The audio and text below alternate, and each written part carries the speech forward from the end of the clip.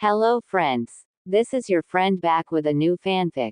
What if Naruto awakened the Rinnegan and Mokuton with Yugito and Kushina's legacy? Episode 1. If you like this story, don't forget to like, share, and subscribe, and leave your thoughts in the comments. Now, let's start. He ran as far as he could, for the villagers of Konoha were once again chasing him, with their garden rakes, brooms and kitchen knives. Yep, you heard right. Kitchen knives, and they were all out for blood. Crap, crap, crap, he muttered. Get back here, you demon. One of the villagers shouted. Reaching a dead end, he turned back and shouted, Stay away from me. What did I do to you people? What did you do? What did you do? You killed our families, that's what, demon. A villager yelled back. Said villager rushed forward with his baton towards the 6-year-old.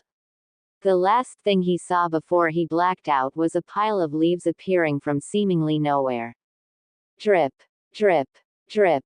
The echoes of dripping water could be heard as he awoke in a giant sewer. Where am I? Oh great, I was dumped into a sewer. Stupid villagers, grumbled the 6-year-old. He saw a light ahead, and wondered if that was the exit to this run-down sewer system. After walking for a while he reached the end. At the end of the tunnel, there are 2 giant bar doors. Right in the center between the 2 doors, there was a piece of paper with the kanji for seal on it. Uzumaki Naruto, I have waited far too long for you, a deep, booming voice said, seemingly from behind the bars. Who are you? Naruto asked shakily. A deep sound of laughter ensued. A red eye suddenly opened in the darkness of the bars, and Naruto quickly scrambled back as a massive amount of oppressive power flooded the sewers. The area behind the bars illuminated, and inside was a colossal crimson fox with gleaming teeth stared straight at him. Its silted crimson eyes seemed to pierce right into his soul. I am a being composed of a ridiculously high amount of chakra. With a swish of one of my majestic tails, I can topple mountains and cause great tsunamis. I am Kyuubi. Then the fox glowed with a red light, and transformed, diminishing in size rapidly until the light ebbed away before the boy could react. Naruto, who had raised his hands to shield his eyes from the blinding light, removed them and before his eyes beheld a beautiful woman, who donned a simple dark crimson kimono that contrasted with her blood-red hair. But you can call me Kurama, spoke the woman, now in a softer and noticeably female voice. The Kyuubi, Naruto said, surprisingly calm upon seeing the creature that could wipe him out within the bat of an eyelash. Ah, please don't eat me, I've always been a good boy. See, Naruto is a good boy! He comically tried to run away, but he soon realized that he had become boxed in with no way to escape. No, Kit, I'm not here to eat you. I promise, the redhead beauty attempted to reassure. Naruto, however, wasn't so reassured. That's what they all say, sniff sniff, getting them to lower their guard sniff, before they scoop them up and eat them. At this point, Naruto was huddled up into a corner, shaking in fear of being eaten. For Kami's sake, boy, I'm not here to eat you, she finished in a softer voice. When he had eventually calmed down and rationalized that the beautiful woman before him couldn't possibly eat him in her current form, he warily approached the woman. After all, she could still transform into that colossal fox and then eat him. If you're not here to eat me, then why are you here? Why am I here? Naruto asked in an even tone. Simple, I'm here to offer a deal. A deal that would give you powers to stop the ignorant fools that you call villagers from bullying and hurting you. He nodded his head slowly. What's the catch? Smart boy. The catch is, you must marry me. Whaat. Just kidding. But in all seriousness, the catch is that I get access to your senses, meaning that I can see what you see, hear what you hear, etc., and I can speak to you, Naruto-kun. In return, I shall train you. It's a deal. Naruto interrupted contentedly. After all, he was quite lonely. Naruto-kun, we've been watching you over the years as you grew. It's time to pass on a few family jutsus. Kushina-chan. A figure not noticed by Naruto said, startling him. He stepped out into the light, revealing a blonde man with spiky hair, and a long, flowing cloak that was white with red flame-like trimmings at the bottom. Additionally, he wore a standard Konoha flak jacket, with a black long-sleeve shirt underneath. Accompanying him was a redhead, with long, knee-length hair and a green blouse, wearing a beige top over it. The moment he saw the man's face, he recoiled in awe, because he saw that face frequently, ranging from the Hokage monument to history textbooks. The Yondaime Hokage, he said reverently. The Yondaime Hokage, he said reverently. I see you're confused, Naruto-kun. I am Uzumaki Kushina, your mother, and Blondie here, is the Yondaime Hokage, is your father, Namikaze Minato, the now identified Kushina explained to the dumbfounded Naruto. Ka-chan. Naruto exclaimed, tears pouring down his cheeks like a fountain as he leapt to embrace his mother for the first time. Naru-chan. Kushina exclaimed, her emotions running wild as tears of joy formed in her eyes as she embraced her son for the first time since his birth. Hey Naruto, why no hugs for daddy? Minato's tears also formed in his eyes, but he was ignored by his wife and son, who were now laughing joyfully. Namikaze, you sure are a bold one. Kurama sighed. Naruto-kun, you'll have to go now. When you want to talk, just think of my name and I'll respond, Kurama said, then his inner world started spinning. He opened his eyes to see a kunoichi with purple hair, unsheathing her katana and slashing it horizontally across the villager with the baton, his lifeless body crumpling to the floor. It's a shinobi. Run! All the villagers scattered quickly, not wanting to suffer the same fate as the dead man before them. I'm a kunoichi, ya, gender-confused bastards. The purple-haired kunoichi yelled, before calming down. Naruto-kun, are you okay? The Anbu operative in her cat mask turned towards Naruto. Hi. Arigato, Neko-san. He gave her a big smile, before rising from the ground, dusting himself off and then turning to leave for home. A leaf shunshin later and Azuki Yugao appeared in the Hokage's office, head bowed low in a kneeling position. Hokage-sama, report on Uzumaki Naruto. Yet another villager has broken your law and I dispatched him quickly, though not before Naruto was knocked out. The Sandaime sighed. May I make a suggestion, Hokage-sama? Yugao asked while taking off her cat mask, revealing her brown eyes, red lipstick and purple fringe. You may, Azuki-san, Hiruzen said. I suggest special training for Naruto-kun. The Hokage raised an eyebrow. What kind of special training do you mean, Azuki-san? While not entirely against the idea of training a 6-year-old in the deadly ways of the shinobi, I was curious. He would be trained in the fields of which Anbu specialize in, such as stealth, espionage, sabotage and the higher-tier taijutsu and ninjutsu when he is deemed ready, replied Yugao. The Hokage hummed in thought. Normally such a thing will be deemed too extreme for a mere child to handle. However, given his circumstances, we cannot afford for all his potential to be lost in the academy. Undoubtedly, the teachers there will seek to sabotage Naruto-kun's education at every opportunity. He paused in thought for a few seconds longer. Very well, provided that he agrees, I will allow for young Naruto-kun to be trained in the areas of an Anbu operative. Azuki-san, please bring Naruto-kun to my office. Hi, Hokage-sama. Putting on her mask, she exited the office in a shunshin, leaving for where she knew Naruto would be. After hearing knocks on the door, Naruto answered it, though he was surprised to see an Anbu, the same one who saved him not even half an hour ago. Naruto-kun, the Hokage, requires your presence in his office now. Naruto nodded. They left via the rooftop after locking his door, which was covered in vandalism. Jumping across the rooftops, he wondered, what could Gigi want? After climbing the stairs, the secretary let him in. Nay, Gigi, what did you want? The 6-year-old asked. Naruto, you yourself may not know it, but you have a great amount of potential as a ninja. Naruto looked at the old Hokage quizzically, already having the slightest idea of where this conversation may be going. That is why I am offering you the opportunity to undergo training in the Anbu fields of being a ninja, the Hokage replied. Sorry Gigi. I would prefer training myself, Naruto decided. Okay, if that is what you want, I won't judge.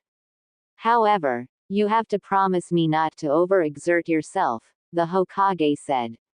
I understand, Hokage Gigi, Naruto replied. I promise not to overdo it while training, and I never back down on my word. Hiruzen replied, spoken like a true Uzumaki. Since you will be training yourself, I will be giving you these.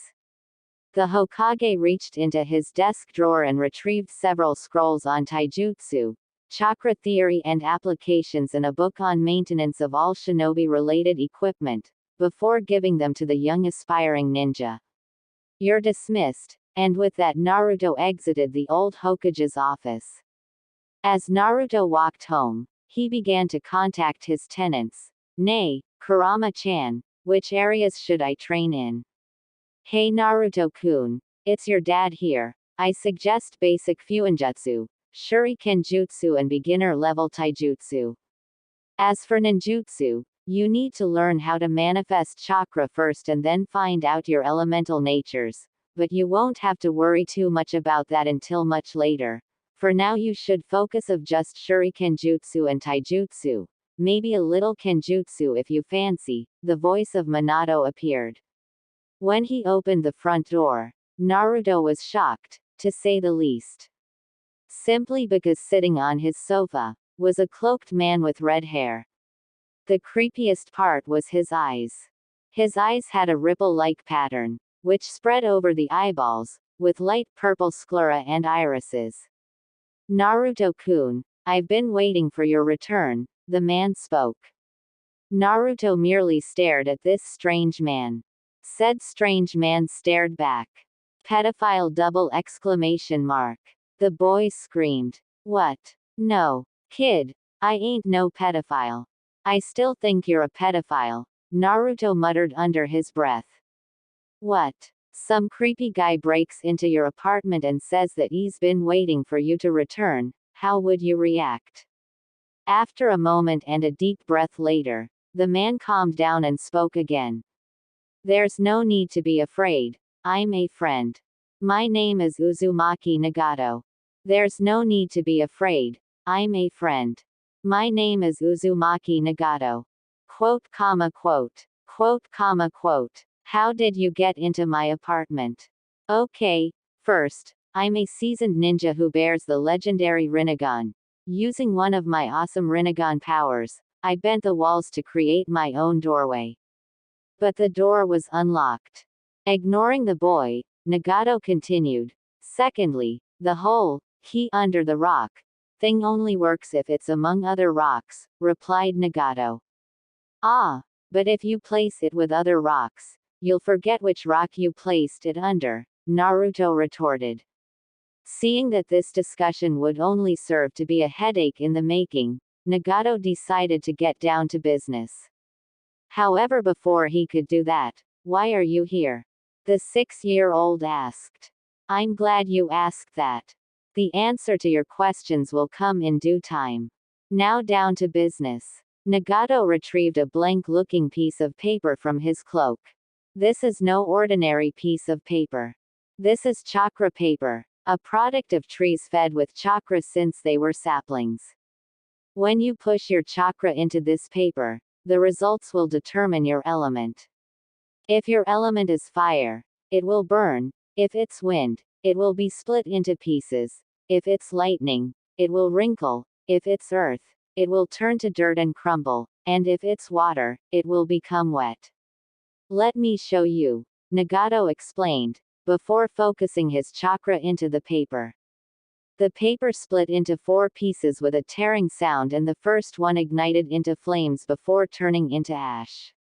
The second one wrinkled. The third one crumbled away, while the last one turned so wet that the piece fell apart. As demonstrated, I have all 5 elements, due to my Rinnegan, he said, pointing to his eyes. Your turn. He passed a piece to the boy, which he took hold of and then focused his chakra into. He envisioned his physical energy and spiritual energy molding into the all-important chakra. Then, he channeled it into the chakra paper, which split into 2, the first piece crumbling into nothingness, while the second piece turned damp and fell apart. Then something puzzling happened. The small remnants of both pieces molded together to form a new piece of paper. Naruto-kun, it appears that you have wind, earth and water, though I do not understand what that last part was about, Nagato analyzed and deduced. Nagato suddenly grabbed him, and then formed the seal of confrontation. In a flash of violet light, they disappeared. In the forests outside of Konoha, they reappeared in a clearing. What was that for? Naruto demanded, clearly displeased. Your house is certainly not a suitable place to train, and I do not wish to attract unwanted attention, Nagato explained calmly. These are some basic wind jutsus to learn. Aiming at a small boulder, he formed 3 hand seals, one after the other in quick succession: tiger, rabbit, dragon, and shouted, Futon, Hanachiri mai, wind style, flower scattering dance. At first, it seemed like nothing happened. Then, a few petals started stirring around Nagato. He thrust his hands forward, and a cyclone of petals rushed towards the boulder, carving a hole in it as it bore through the whole thing, finally destroying it with an explosion. Whoa! Naruto marveled at the sheer force of the mini cyclone. Here's another one. Futon, Kami Oroshi, wind style, divine down current. Nagato shouted while performing the hand seals tiger, snake and goat. The wind around him picked up speed, forming a whirling vortex that blasted towards the fragments of the boulder. Those fragments in the vortex were pulverized upon contact with the razor-sharp wind chakra. This is the last wind jutsu I'm showing you. Futon, Repusho, wind style, gale palm. Nagato clapped his hands together, and wind chakra manifested and compressed between his palms. He thrust his hands forward, launching the gale towards a rather large tree. The tree collapsed, now in the form of sliced planks. That's all for today. If I went on, you'd probably forget the hand seals, Nagato declared. He removed 2 scrolls, one labeled Earth, and the other Water, both in kanji. Read up. I'll be back tomorrow, Nagato said before leaving with Shunshin. And remember, don't tell anyone about me. His voice resounded in the clearing. Naruto spent the rest of the day practicing the 3 jutsus, and reading the scrolls before sunset. He arrived at his favorite dining place just as the sun was setting, a small food stand labeled, Ichiraku Ramen. Oi Gigi, 2 miso ramen please. Coming right up. The chef, Chuki replied, retreating into the back of the stand to start preparing the ingredients. His daughter, Ayame, asked casually, Nay, Naruto-kun, how was your day? Not wanting to tell her about Nagato, he replied, I went for some training today, I even learned a few jutsu. Oh really? Sounds like you had fun then, she answered, while placing the 2 bowls on the table. Itadakimasu, he said, after which he dug into his meal ravenously. Not even 5 seconds later, he was finished. Thanks for the meal, Gigi. he said, after paying, and left for home. The road to said home of his was littered with villagers sneering and scowling at him the entire way. The next day, Naruto woke up to the smell of eggs, bacon and paper. He sat up and noticed a cloaked woman with blue hair and a flower in it setting up breakfast in his kitchen. "Who are you?" he muttered, still slightly sleepy but wary of the woman, who turned to him, amber eyes meeting his cerulean ones. "My name is Conan. I was sent by Nagato to pick you up and bring you to the meeting site. But first order of business, breakfast," she said, passing him a plate. After finishing, Conan raised her hands, and paper shot out of her cloak sleeves, which wrapped around Naruto. "Ah, Kami-sama. I knew it. You're going to mummify me." "What? No, I'm not." "Oh yes you are. Look, you've already begun to wrap me up. What's next?" "You'll blow my brains out through my nose using a straw." "Don't worry, I'm not going to mummify you. Just close your eyes and stay calm," Conan told him in a comforting manner. Kami Shunshin. A loud fluttering sound could be heard, and a few moments later, the paper around him came off and re-entered her sleeves. "You may open your eyes now." Naruto complied, and took in the sight of a large cavern with many wooden dummies covering the floor and a mini forest at the far end. "See, I wasn't going to mummify you.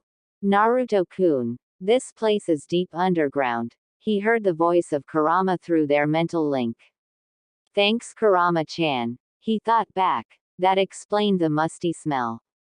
"Now, shall we begin?" A voice surrounded him. "Now, shall we begin?" A voice surrounded him. Nagato stepped out of the shadows of the forest, and looked at Naruto. "This shall be our training ground from now on. Today, the objective is for you to fight against Conan-chan here using any of the jutsus you learnt yesterday," he said. "You have 2 minutes to get ready." Naruto sat down and meditated, attempting to manifest as much chakra as he could before the match. Meanwhile, Conan slipped off her cloak and unbuttoned the ninja vest underneath, revealing a gray outfit with green-trimmed lapels and a long white belt wrapped many times around her lower body, serving as a skirt. Lastly, there was a red pouch placed right above her belt. "Nay, Tu-san, Ka-san, Kurama-chan, any strategy to beat Conan-san?" he thought, and then his world spun as he entered his mindscape. "Usually I would just jump around with my Hiraishin, Flying Thunder God, and attack the enemy with my Rasengan, Spiraling Sphere, but it appears you have limited options here. So you know what? I'm thinking of teaching you the Kage Bunshin no Jutsu, Shadow Clone Jutsu," Minato said. This was ensued by Kushina whacking the back of Minato's head. "He only has 2 minutes. How can he learn in time?" "Kushina-san, fortunately here in Naruto-kun's mindscape, a minute is but a second in real life, so based on my calculations Naruto-kun has 2 hours to learn the jutsu," Kurama said. For the next 5 minutes, Minato proceeded to show Naruto the all-famous hand seal, and the Kage Bunshin's variants, including the Taju Kage Bunshin no Jutsu, Mass Shadow Clone Technique, and the Bunshin Daibukua, Shadow Clone Great Explosion. Additionally, he was taught the various uses of the Kage Bunshin. "Now that you're ready, you should go field test it Naruto-kun," Minato encouraged.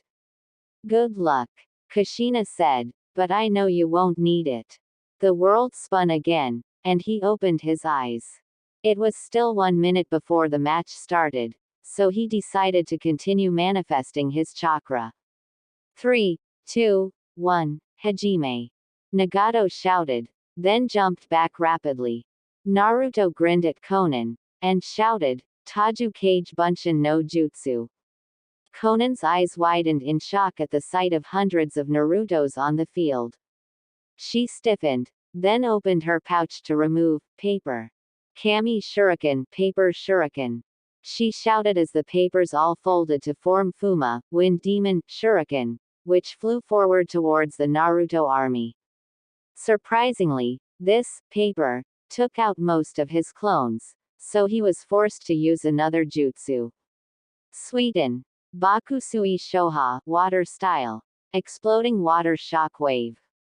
He said. While holding the snake hand seal, he cocked his head back and took a deep breath, converting all the chakra in his mouth to water chakra.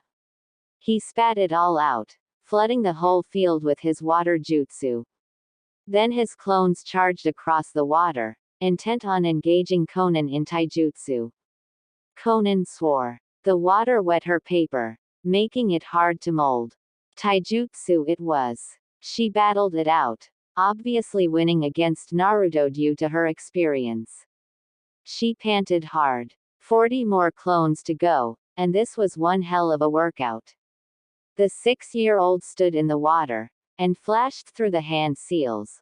Ox, monkey, rabbit, rat, boar, bird, ox, horse, bird, rat, tiger, dog, tiger, snake, ox, ram, snake, boar, ram, rat, young water, monkey, bird, dragon, bird, ox, horse, ram, tiger, snake, rat, monkey, rabbit, boar, dragon, ram, rat, ox, monkey, bird, young water, rat, boar, bird.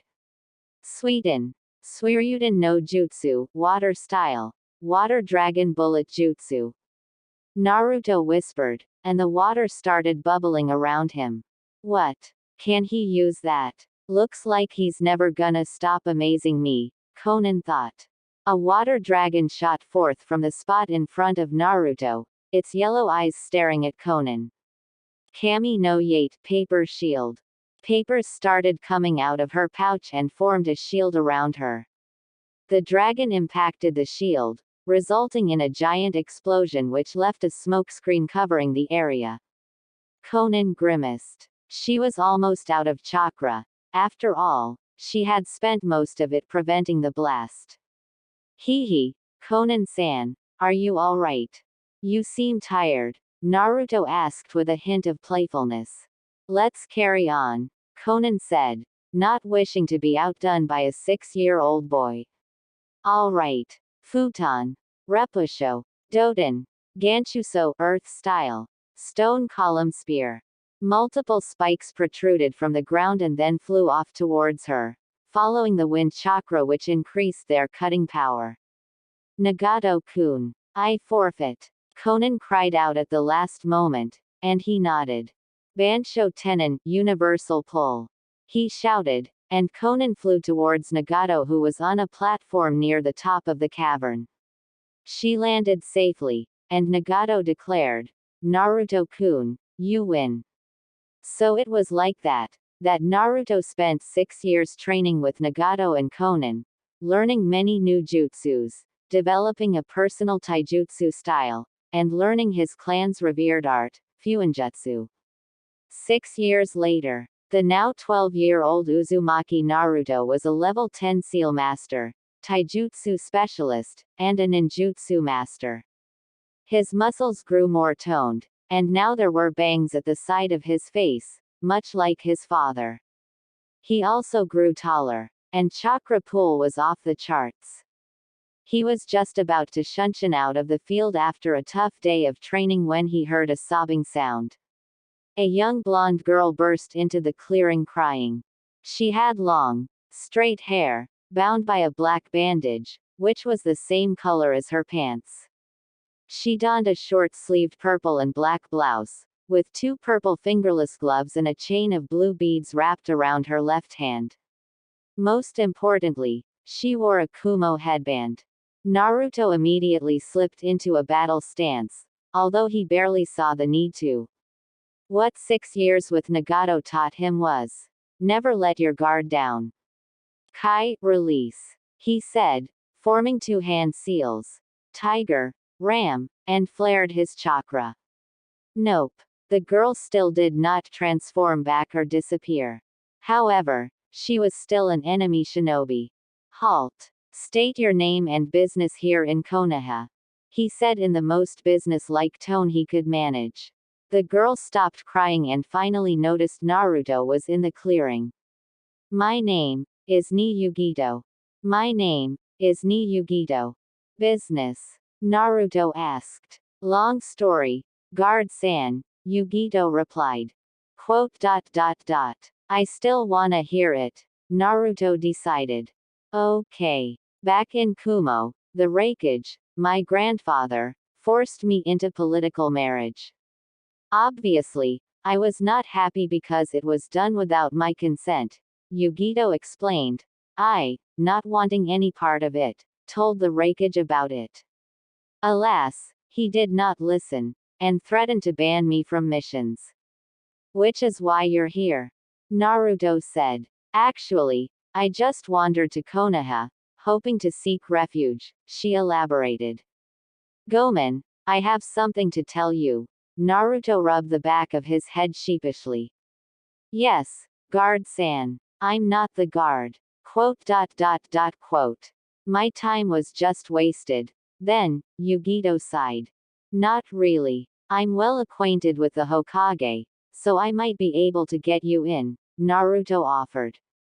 Seeing her nod, Naruto grabbed her wrist. Yugito blushed, which went unnoticed by the oblivious blonde. A chuckling sound from within the mindscape escaped, to which Naruto thought, nay, what's so funny, Kurama-chan? Nothing, Kurama replied, still trying to rein in her laughter. Shunshin no jutsu, body flicker jutsu, he whispered while forming the seal of confrontation. A second later, Yugito and he flickered into the Hokage's office. Good evening, Hokage Gigi, Naruto said with a grin plastered on his face. Hokage Gigi, I didn't know, acquaintance, was the same as family, Yugito thought. Naruto, I see you've brought your girlfriend. The Sandame teased. No, Yugito-san here is trying to become a shinobi of Konoha. Naruto saved smoothly, for it caused Hiruzen to straighten and enter business mode. Name and rank. Ni Yugito, Jonin of Kumogakur no Sato. Was Hokage Dono. Okay, any reason I shouldn't kill you on the spot for trespassing Konoha instead of granting you a position here? Yugito's sweat dropped, but knew it was true and legal. Hokage Dono, I think Naruto-san here knows. Naruto proceeded to explain the whole situation to the Hokage. I'm getting a vibe from her, but it feels nice and warm, Naruto thought. Yugito lifted her blouse slightly, to the point where both occupants could see her navel. On it was a complex seal, but Naruto, being a seal master, recognized it immediately, as did the Hokage, who was not called the professor for nothing. It's my seal, Naruto practically yelled. Hi, Hokage Dono, I'm Nibi's Jinchuriki, Yugito explained, and then backtracked. Wait, what did you mean by, it's my seal? You mean, hi, Naruto-kun is a fellow Jinchuriki, the Hokage confirmed. Suddenly, Naruto's eyes flashed red and it became slitted. Hello, Matabi. It's been a long time, Naruto spoke in a female voice. Yugito's eyes turned yellow and green, which left Sandame to wonder if she suffered from heterochromia. Yes, Kurama. Way too long, she answered. Then, both of their eyes turned back to their original color. Great, the council will love this. For now, I proclaim you, Ni Yugito, a genin of Konohagakure no Sato. The Hokage opened a drawer and pulled out a leaf headband. Arigato gozaimasu, Hokage-sama, Yugito said to replace her headband. Activating a small Kaden jutsu, the Kumo headband turned to ashes. That kind of chakra control, amazing, Sandame thought. For your housing needs, I suggest you stay with Naruto for now, Hiruzen said. Our new Jinchuriki blushed again, which caused the Hokage to think, seems like Naruto-kun has an effect on our newest kunoichi, interesting. You are dismissed, he declared, and both of them exited the room, after which Naruto led Yugito to his house. Make yourself at home. Nay, Yugito-chan, what's your favorite food? Ramen. You're in luck, Yugito-chan. Ramen is also my favorite food. I know a place in Konoha which sells good ramen, so we could go there for dinner, Naruto suggested. Okay then, let's go now, Yugito decided. Did he just call me, Yugito-chan? Twice. Wait, why the hell am I freaking out? Yugito thought. Because it sounds like a date, and you are obviously starting to get infatuated with Naruto-kun. A voice appeared in her head, though it was not Matabi. She almost fell after that. Who just answered me? Yugito thought. Matabi answered. It's Kurama-chan. We just opened a chat room in your head. Can you please tell me next time before you guys do that? It's scary to have another voice appearing in your head suddenly, Yugito grumbled. Yugito-chan, let's go. Naruto took her hand, and ran out of the door. As they walked down the streets, Yugito noticed the glares he was receiving, though Naruto just ignored them. When they finally arrived at Ichiraku Ramen, Tsuki and Ayame greeted him, though they didn't know who the girl was. Gigi, 3 bowls of the usual please. Tsuki nodded, and carried on with the order. So, who's this young lady you brought with you, Naruto-kun? Ayame teased. Yugito-chan here is a new genin, but she was originally from Kumo, Naruto explained. As soon as the 3 bowls touched the table, he passed one to Yugito and shouted, "Itadakimasu." Breaking his chopsticks, he dug into the food, finishing at a record, 1 minute. Meanwhile, Yugito's sweat dropped as Ayame held a stopwatch. After leaving the stand and returning home, there was another problem. There was only one bed. I'm the host, I'll sleep on the floor, Naruto declared. No, I'm the guest, I'll sleep on the floor, Yugito argued back. Or, you could both sleep on the bed. Both Biju chorused at the same time, earning a blush from their hosts. I guess, there's enough space for both of us. Naruto changed into his nightwear, put on his animal cap, and lay on one side of the bed. Yugito on the other hand, simply removed her blouse and slipped into bed in an undershirt. The next day, Naruto woke up to sunlight shining in his eyes. Leave me be, he groaned. Then he looked at the calendar and almost fell out of bed. It was his first day at the academy, and in 20 minutes' time, both of them would be late. Shit, what to do? He muttered. Yugito looked very peaceful just sleeping there, and he didn't think it was a good idea to wake her up. Kurama-chan, I need your help. Naruto thought desperately. All right, Naruto-kun, just this once. Kurama replied. Shinso Shinri tailed beast psyche plane. Matabi, wake up your kitten, Kurama said, and Yugito began to stir while Naruto changed into his shinobi attire. Yugito-chan, we'll be late if you don't wake up. All right, let me change first, said Yugito, before putting on her attire as well. 2 minutes later, they were running across the rooftops, and landed at the front door of the academy. Reaching their classroom, Naruto knocked on the door just in time, and heard a, "Come in." When he opened the door, a duster that was wedged between it and the door frame fell. It was just about to hit him when his lightning-quick reflexes kicked in. Grabbing the duster in midair and stepping aside, he gestured his hand towards the classroom in a dramatic flourish and allowed Yugito to pass through. After you. Behind a painting on the wall above the whiteboard, a single eye widened as he witnessed the episode through a hole. Naruto was even faster than him, even if he was using his other eye, the Sharingan.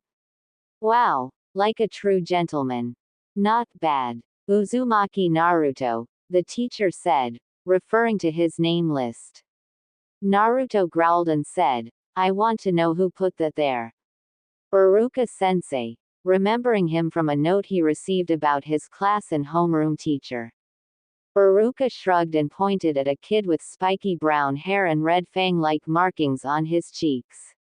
An Inuzuka, Naruto said with a sickly sweet smile, obviously noticing his fang marks. He walked over and whispered, "Don't do it again, or else." "Or else what?" Clanless boy.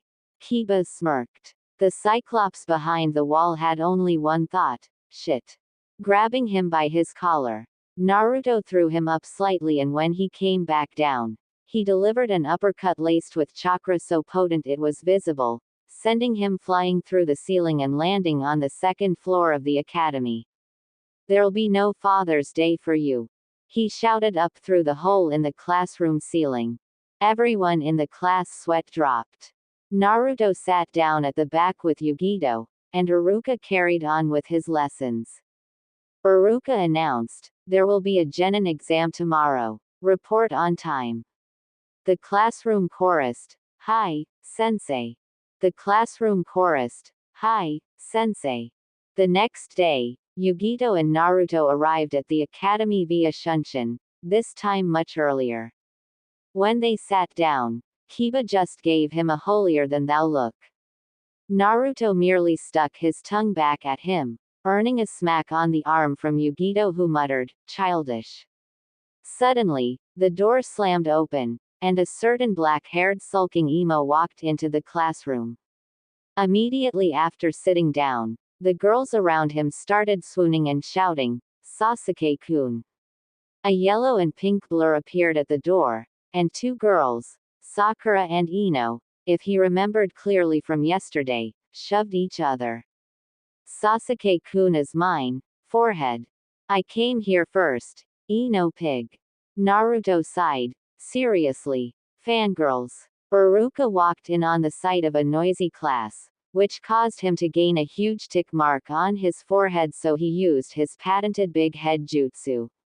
"Sit down, squirts. The exam will begin soon. One by one, when I call your name, proceed to room 107.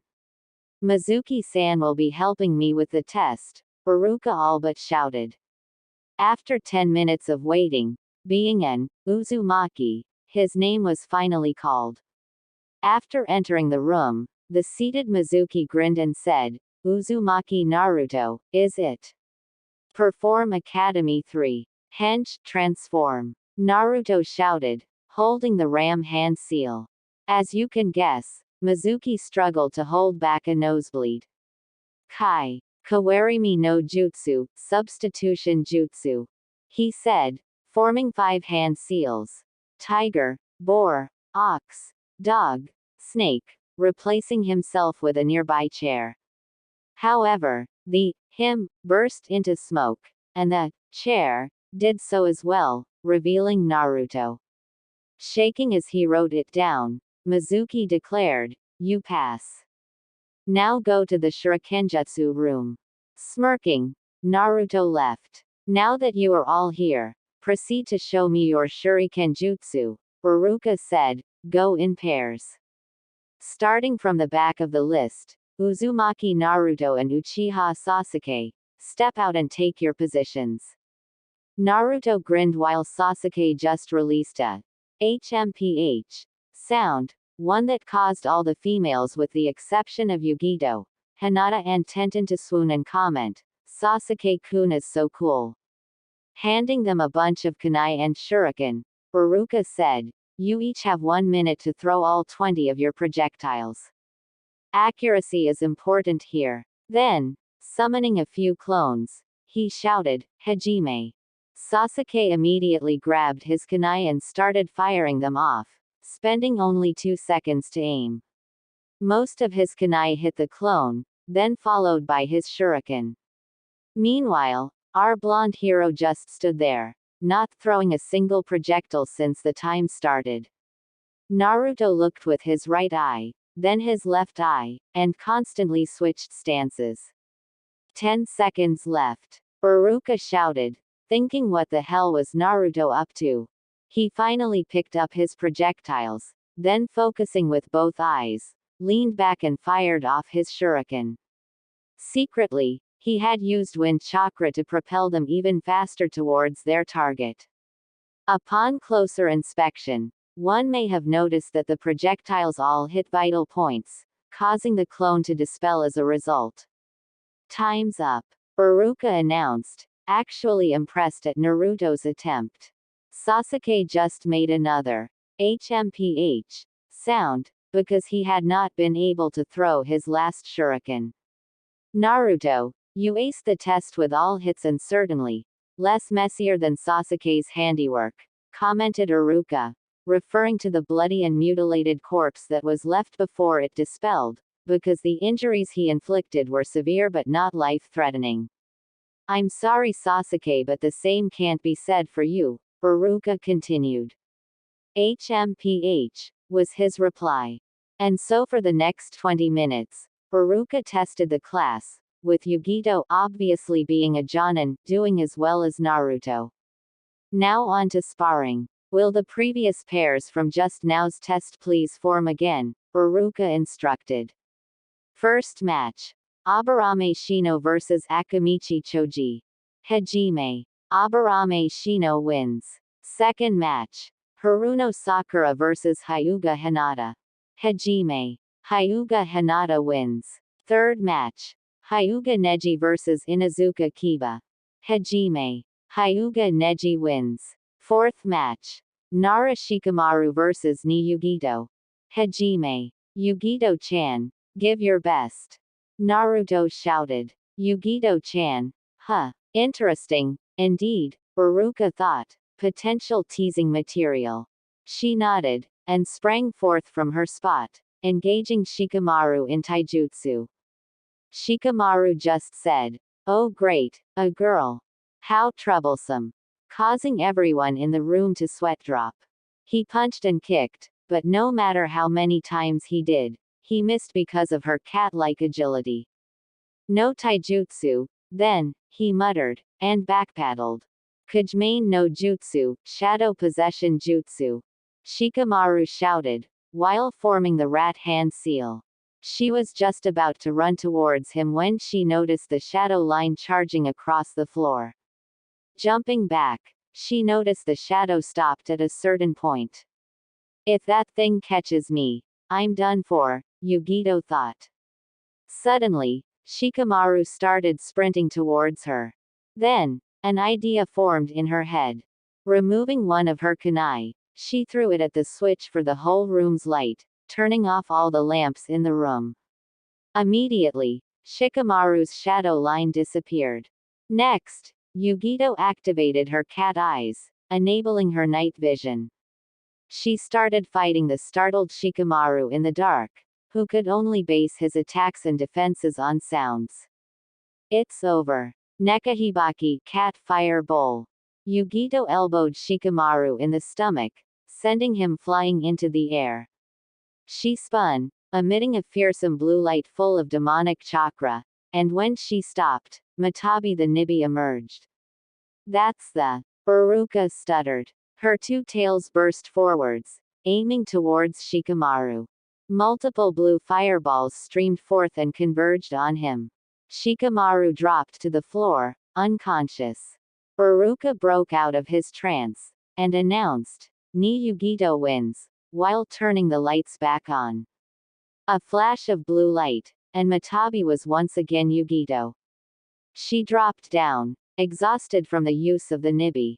She almost hit the floor, when Naruto caught her. I'll send her to the hospital, he said, then left by Shunshin. He handed her over to a medic at the hospital, who said she would take about 2 hours to recover after running a diagnostic. I'll fetch her later, said Naruto, before returning to the academy via Shunshin. Winner. Rock Lee. Now that he's back, let's begin the last match. Uchiha Sasuke vs Uzumaki Naruto. Hajime. Now that he's back, let's begin the last match. Uchiha Sasuke vs Uzumaki Naruto. Hajime. Dobi, you're going down. There's no way a clanless guy like you can beat me, an elite Uchiha. Taunted Sasuke, who was still miffed about losing to him in Shuriken Jutsu earlier. Shishi Renden, barrage of lions. Sasuke shouted, and kicked Naruto in the air, and repeatedly buried his fists into his stomach. Next he kicked Naruto in the spine, and twisted his ankles with a crunch, ending with a drop kick to his stomach. He panted heavily. This was the price of a powerful taijutsu technique, fatigue. Naruto, who lay sprawled on the ground, started laughing. What's funny? Done. Sasuke growled. This, said Naruto, before dispelling. Shit. Kaden. Karyu Enden, fire style. Fire dragon flame bullet. Sasuke shouted while forming the hand seals. Ram, horse, snake, dragon, rat, ox, tiger. Naruto was rushing towards him when he saw him doing a fire jutsu, so he replied. Suiten. Sujinheki, water style. Water formation wall. Naruto said, while reciting the hand seals as he formed them. Tiger, snake, rat, snake, tiger, a palindrome. Spitting out the chakra-infused wall, he anticipated as Sasuke's Kaden Jutsu collided with his Suiten one. A wall of steam settled over the Shurikenjutsu room. They are still inside, remember? And Sasuke was thinking, how is he so strong? Damn it. I spent too much chakra on the jutsu and energy on the Shishi Renden. Now, I can't even see him. A call of futon, repusho, was all he needed as the mist cleared, dispersed by Naruto's wind jutsu. Correction. Naruto's. A giant clone army charged at Sasuke, and proceeded to attack him systematically. Uzumaki Naruto Nisan Renden, Uzumaki Naruto 2K Barrage. The army chorused, attacking him every time a syllable was shouted, ending with a two-man uppercut to his chin. Sasuke flew upwards, landing on his back unconscious. Naruto jumped in the air and timed it such that he ended up crushing his stomach when he landed, sealing the deal. Uzumaki Naruto wins. Iruka declared. Sakura and the other fangirls started shouting, he cheated. No one can beat my precious Sasuke-kun. Alright, you are all dismissed. Iruka announced, and the students scattered. Naruto left the academy, and headed to his favorite Ichiraku ramen stand. Gigi, the usual please, Naruto requested. Already got you covered, Chuki said, whipping two bowls out of the kitchen and placing them on the stand. Oi, Uzumaki Naruto, why did you beat up my Sasuke-kun?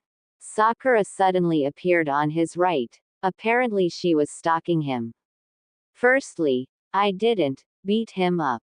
It was fair and just spar. Secondly, he's not your Sasuke-kun. Can't you see he hates you fangirls? Naruto continued to slurp his noodles, ignoring her.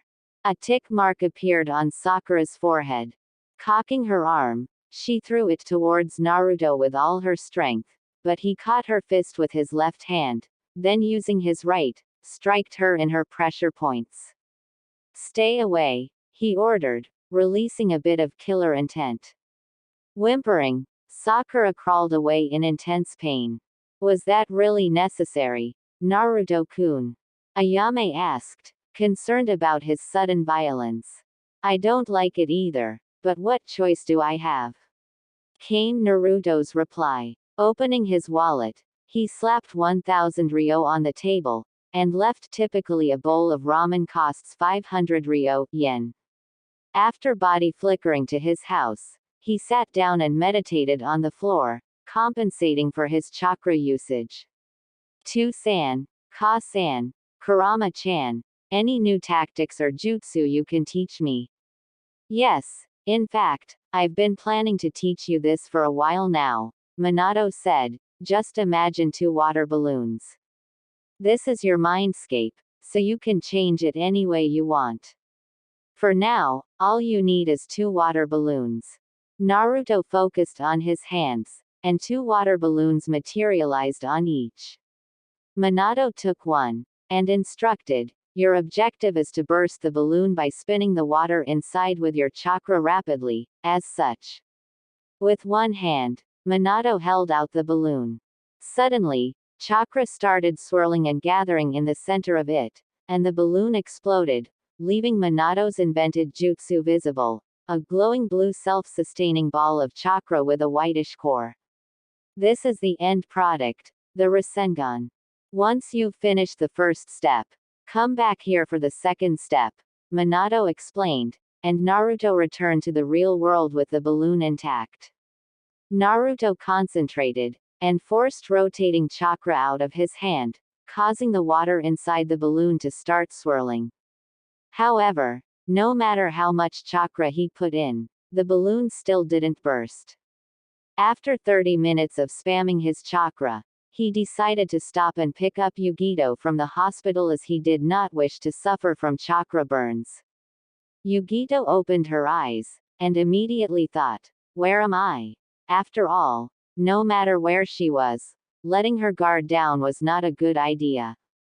Voices appeared everywhere, painful for the headache she was currently feeling. "She can be discharged now," a voice broke through the cloud that was her mind. "Discharged? I'm in the hospital. Oh, I remember now. I used my tailed beast cloak," Yugito recalled. "Arigato, Dr. San. I'll take over now," the familiar voice of Naruto piercing the air. "Naruto-kun. Lower please. Headache," she muttered. "Voices all around me."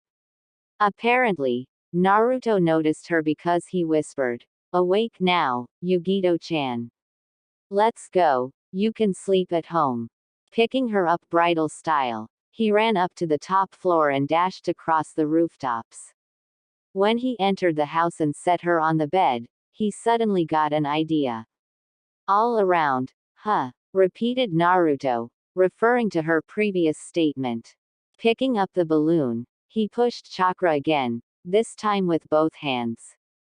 Using his other hand, he rapidly made grabbing motions on all sides of the ball not already covered by his other hand's chakra.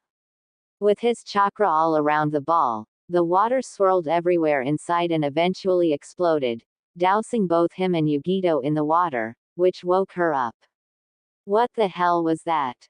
Yugito grumbled, clearly unhappy to be woken up. "Anyo, that was the first stage of my new jutsu, Yugito-chan," he explained while rubbing the back of his head sheepishly. Yugito smiled. She couldn't stay angry at him forever. "Alright, show it to me again." Naruto went into his mindscape and exited with another water balloon and a rubber ball. Picking up the balloon, he reproduced the effect which amazed Yugito. "Tusan asked me to burst this ball, but because it is thicker and there's air inside instead of water, I need to use denser chakra to break it," said Naruto as he picked up the rubber ball. "Wait, Tusan. What do you mean?" Yugito asked, clearly confused. Naruto sighed and explained the whole thing to her. "And that's how I met my parents. Now watch." Tossing it in the air, he formed the ram hand seal, causing his chakra to flare and coat him. Then, he caught the ball with both hands and began to push his chakra into the ball. But, it seemed like the chakra still couldn't enter the ball. Even thinner, then, he thought, and pictured his chakra sharpening to a point. The chakra began to seep into the ball, and squeeze the air within. Now that the whole ball was filled with chakra, he imagined it swirling like a whirlpool to a single point. Once the core was filled with potent chakra, he stopped his chakra flow into the ball. The rubber ball started vibrating wildly, and exploded with chakra as the sphere within expanded, throwing Naruto away back 5 meters. "Yes, I did it." Naruto was just about to enter his mindscape, when Yugito grabbed his shoulder. "Naruto-kun, I think you have to stop for the day, or else you'll end up like me." "Alright," he pouted, and climbed into bed, forgetting to even change into his nightwear. Yugito stifled a laugh, and removed her gear while slipping into bed. The next day, Iruka announced, Genin team assignments begin now. Team 7. Naruto, Sasuke and Iruka announced. Genin team assignments begin now. Team 7. Naruto, Sasuke and Sakura. Sakura cheered and laughed at Ino. Looks like I'm getting him first, Ino pig. Meanwhile, Naruto and Sasuke just stared at each other intently, slightly irritated. Team 8. Yugito, Hinata and Shino. Yugito appeared calm, but Hinata smiled deviously while Shino remained stoic as ever. Team 9. Neji, Tenten and Lee. Neji and Tenten facepalmed at the same time, while Lee was shouting something about his flames of youth. Team 10. Shikamaru, Ino and Choji. Shikamaru just muttered, "How troublesome," while Choji said, "Great." Team 11. Kiba, Mina and Kim. Kiba grumbled, as having his sister Kim in his team was not how he pictured it. Kim felt the same, and Hyuga Mina just remained silent. "Now, your respective senseis will pick you up," Iruka said, as 3 Jonin walked into the classroom. "I'm Yuhi Kuranai, Jonin sensei of Team 8, a woman dressed in a red mesh shirt wrapped with many bandages said. She had raven black hair and ruby red eyes. "Yash. I'm Might Guy, Jonin sensei of Team 9. Again, Neji and Tenten facepalmed, while he posed with a thumbs up. "I'm Sarutobi Asuma, Jonin sensei of Team 10, a bearded man smoking a cigarette said. "Don't you know smoking is bad for a shinobi, Asuma sensei?" Shikamaru commented. Just like his father, Asuma thought. A splitting image of Nara Shikaku appeared. "I'm Naomi Azuki, Jonin sensei of Team 11. A kunoichi with purple hair stepped forth, dressed in a black Uzumaki jumpsuit with a flak jacket. "Where's our sensei?" Sakura shrieked, causing everyone in the room to jump. The Junins shared a knowing look, and Guy said, "My eternal rival is late again." The man behind the painting on the wall above the whiteboard sweat dropped, then smirked. "Interesting, I wonder if my new genin will pass my test." He exited the secret compartment, and left for the classroom. "I'm Hitaki Kakashi, Jonin sensei of Team 7, he said as he walked in, noticing his genin were the only ones left in the class. "You're late, sensei," Sakura all but shouted, and rushed towards him with her fists clenched, ready to pummel him. "Here we go again," Naruto thought. "Meet me at the roof," Kakashi said while performing a shunshin, causing Sakura to stumble and land on the floor. When Kakashi appeared on the roof, he was surprised to see a bright flash of yellow light. Just like Sensei, he thought as an image of Yondaime replacing Naruto. "Kakashi Sensei, those two will take forever to get up because they use the stairs, so why not tell me about yourself?" Naruto asked. Alright. I'm Hitaki Kakashi. I like reading the Ika Ika series, dislike traitors, and my hobby is reading. My dream, an image of Team Minato appeared as he spoke, is not important. Your turn. My name is Uzumaki Naruto. I like ramen, friends, and my precious people like Yugito-chan, Hokage Gigi, Tsuki Gigi, and Ayame-chan. I dislike arrogant pricks like Sasuke Tem and fangirls like Sakura. I also dislike villagers who mistreat me and view me as a demon. My hobbies include eating ramen, training and inventing new jutsu. My dream is to become Hokage and earn everyone's respect, with the ability to protect my precious people. By this time, Sasuke and Sakura had arrived, though both were panting like they were chased by lions. The dove is here already, Sasuke voiced out. Unlike your theme, Naruto shot back. Sakura was just about to add in when Kakashi cut in. Introduce yourself, one by one, excluding Naruto because he did it already. Starting with you, Ducky. Sasuke scowled, and replied, my name is Uchiha Sasuke. I like nothing, Hate everything, especially my brother, and I have no hobbies. My dream is to kill my brother and avenge my clan. Sakura looked at him with stars in his eyes, and started off. My name is Haruno Sakura. I like, insert perverted giggle, I dislike Naruto Tem, and my hobbies are gossiping and, insert another perverted giggle. My dream is to, insert loud perverted giggle. Kakashi and Naruto sweat dropped, and Kakashi said, okay, you are all dismissed. Meet me at training ground 7:05 a.m. tomorrow. Don't bother eating breakfast, it will be so intensive you'll puke. Leaving with another body flicker. Naruto happily body flickered to his house, because he was eager to learn the last step of the Rasengan. When he arrived, Yugito was already there, preparing lunch. You can finish the technique after lunch, she said, while handing him a bowl of rice with curry and fish. Yes, Mum, he replied sarcastically, earning a whack on the back of the head. Do you know how long I took to prepare it? Ranted Yugito, and Naruto just waved his hands in a placating gesture. After finishing his food, he commented, that was actually not bad. Yugito grinned, then undressed. Glad you like it. Now if you don't mind, I'm taking a bath. Try to finish your jutsu before I come out. Naruto nodded, then entered his mindscape.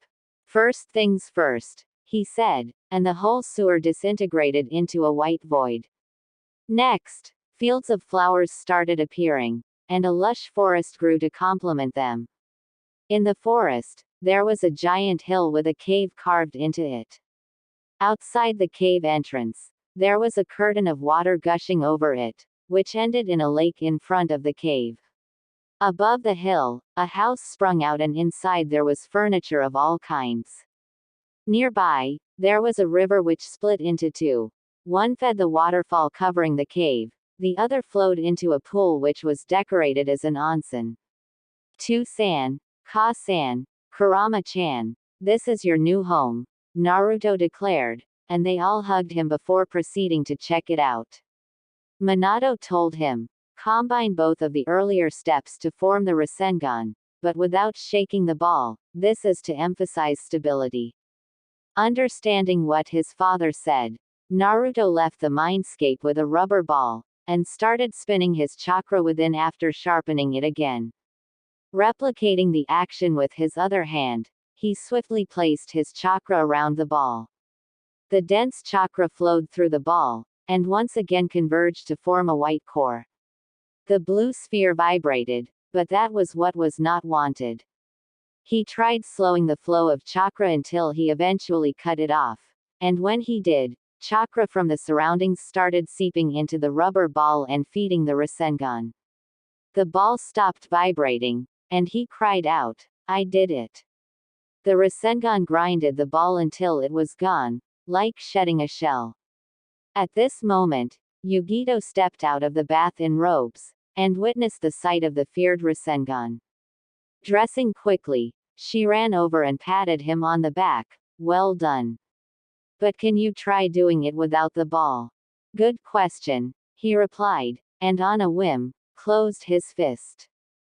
The surrounding chakra stopped flowing in, and the Rasengan diminished in size quickly, finally disappearing with a flash. Stretching out both hands, he quickly supplemented the area above one with the other's chakra as if a ball was there. Then, refining his chakra, a white core started to form with both his chakra and the surrounding chakra swirling into it. I get it, without the ball, the surrounding chakra gets into the core more easily, making it faster to make a Rasengan, he deduced. The Rasengan quickly expanded till it reached normal size. Throughout the process, he had been slowing the flow like he did earlier until he stopped doing it and let the natural chakra take over. Now that it's stabilized, what if I feed it with more chakra? Deciding to try, he compressed chakra into the highly dense sphere. The result: the Rasengan expanded again, until Naruto cut the chakra flow. Whoa, I need to tell To-san about this, he said, excited to have made a revelation. Naruto-kun, don't you think he knows already? After all, he shares your thoughts and senses with you, Yugito reasoned, and he facepalmed. In a certain house above a certain hill, a certain blonde laughed, and commented to his spouse, he has already surpassed me in the Rasengan. It took 3 years, while he only took 2 days. What's next, Hiraishin? Who knows? His wife said, and they shared a hearty laugh. In the real world, Naruto spent the rest of the day training his personal taijutsu style, though he was tired from his extensive chakra usage. In the evening, he returned to the house with Yugito, who trained as well. He was so tired, he just collapsed into bed and fell asleep immediately. Yugito's sweat dropped, and went through with eating dinner and some light reading before falling asleep as well, the book still on her lap. The next day, Yugito rose, and was surprised to see Naruto already up and wearing his shinobi sandals. I've got training today, see you later Yugito-chan, he said as he left, noticing that she was awake. Now that she thought about it, he did sleep early last night, so naturally he would be up earlier. Nay, didn't eat my dinner last night, so might as well eat breakfast, thought Naruto, who ignored Kakashi's words. Biting into his baguette, he reached there at 5:30 a.m., which of course Sakura took the chance of insulting him, along with the fact he was eating. Didn't you hear Kakashi-sensei? Don't eat breakfast. And you're late, Sakura screeched, while Naruto just ignored her. A late Kakashi arrived, and Sakura found her new target. Kakashi-sensei, you're late again. Well, you see, I got lost on the road of life, and had to take the long way to get back because there was a black cat there as well, so. Cut the crap, let's begin, Naruto interrupted, much to Kakashi's relief. Alright, you have the whole day to get these 2 bells from me. Whoever doesn't have the bell will get disqualified and will be sent back to the academy. Additionally, he or she will be tied to those posts and watch as the other 2 take their lunch. Any questions? If not, let's begin, Kakashi explained while taking out the bells, hanging them from his pants waistband and pointing out the wooden posts nearby. A shunshin later, and he was gone.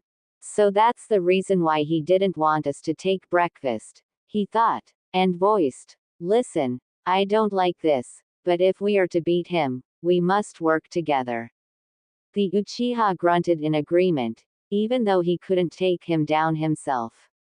So here's the plan.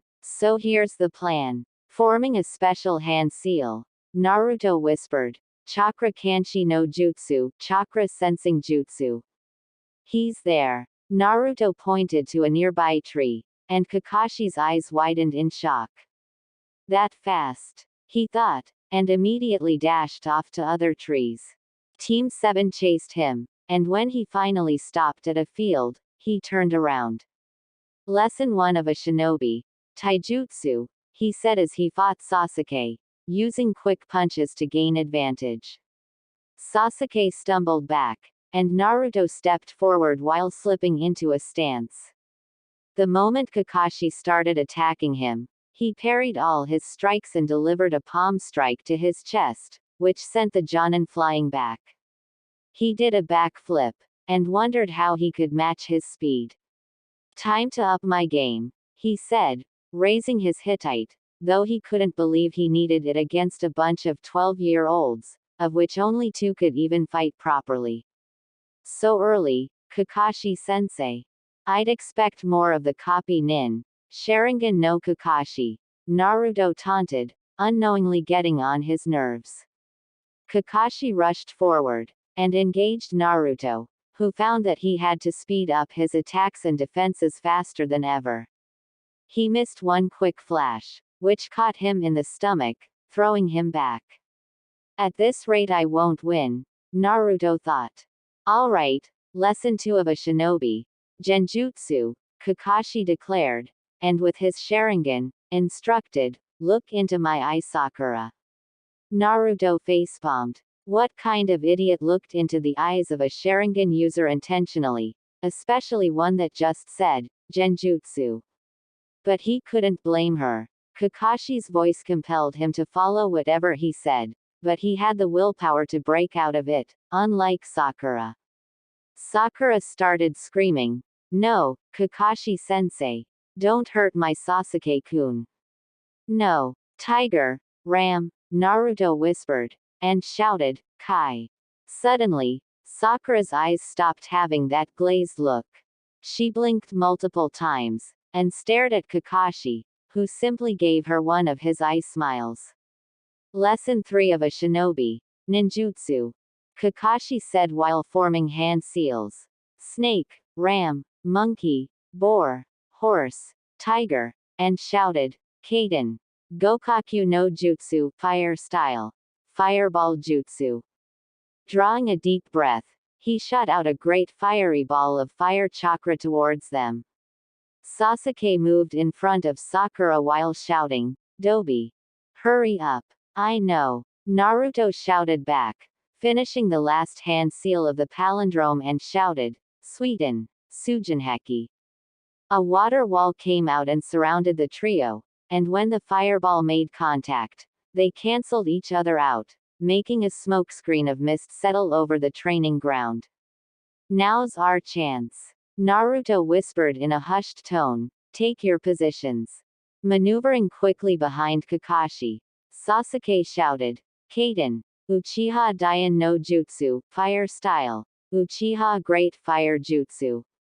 Spitting out a large wave of flames that the Uchiha were famous for, Kakashi had no choice but to dodge to the side. Seeing Sakura closing in on him from his right with her fist, he instinctively turned to his left. Where's Naruto? Oh my Kami. He was so shocked, he forgot to move, not that he could go anywhere. Naruto dispelled a clone, and sprinted towards him. Odama Rasengan. He called out, and Kakashi's eyebrows raised even higher if that were possible. As Naruto slammed it into his stomach, the Rasengan exploded, the highly compressed chakra finally free. Kakashi was thrown backwards and spun at the same time, as if he was in a washing machine. Blackness creeped into his vision, and his last thought was, shit. Naruto smiled, and said, great job everyone. Taking the two bells, he gave them out to both of them. What have you done? Not that I care, but you were the one who knocked him out, Sasuke asked. I'll do fine, Naruto replied. After all, I took my breakfast. After Kakashi came to, he said, you all pass. Now you're all dismissed. Meet back here tomorrow at 8 a.m., except Naruto, Sasuke and Sakura you can leave.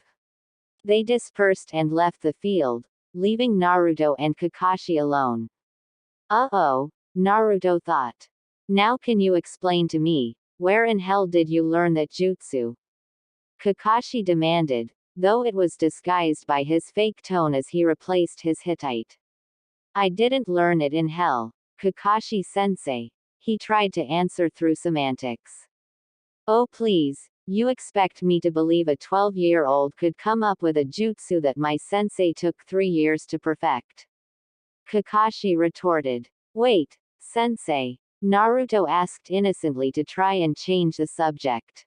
Yes, Yondaime was my sensei. Now spill the beans. Naruto sighed. This will not be easy to answer. I'll have to show you myself. He grabbed Kakashi's shoulder and sat down, forcing him to do so as well. I never tried this before, but I can guess how this works. Clear your mind, Naruto instructed, and as soon as Kakashi did, he was pulled into a realm of meadows. Welcome to my mindscape, Kakashi-sensei, he said. Here I am God.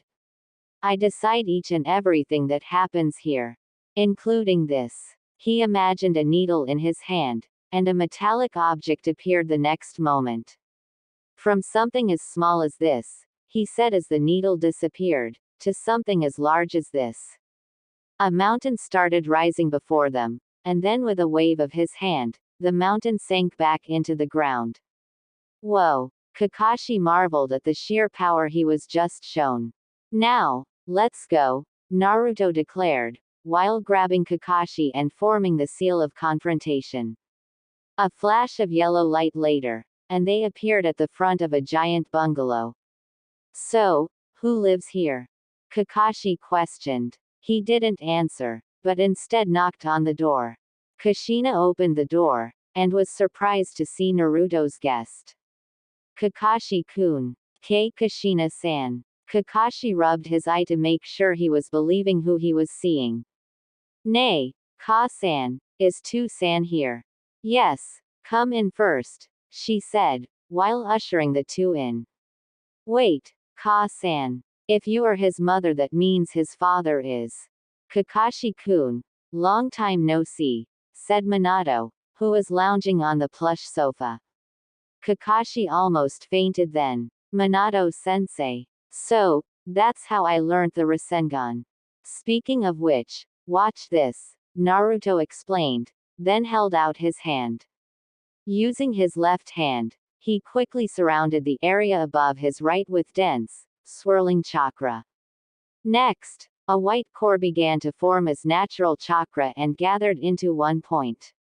As the thing expanded, he slowly cut off chakra as the Rasengan reached its normal size, with natural chakra sustaining its shape and power. Now watch closely, Naruto said, and Kakashi raised his Hittite. Through the Sharingan, Kakashi watched as he fueled the Rasengan with more of his chakra, and the thing actually expanded again. I call this the Odama Rasengan, he said. Now that I'm done here, let's go, Kakashi-sensei. But remember, don't tell anyone about this. Then grabbing him, they spun back into the real world. Standing up, Naruto said, I'll be leaving now. And body flickered to his favorite shop in town, Ichiraku Ramen. After eating lunch, he left for home. When he was home, Yugito was not there yet, so he presumed that she was still training with her team.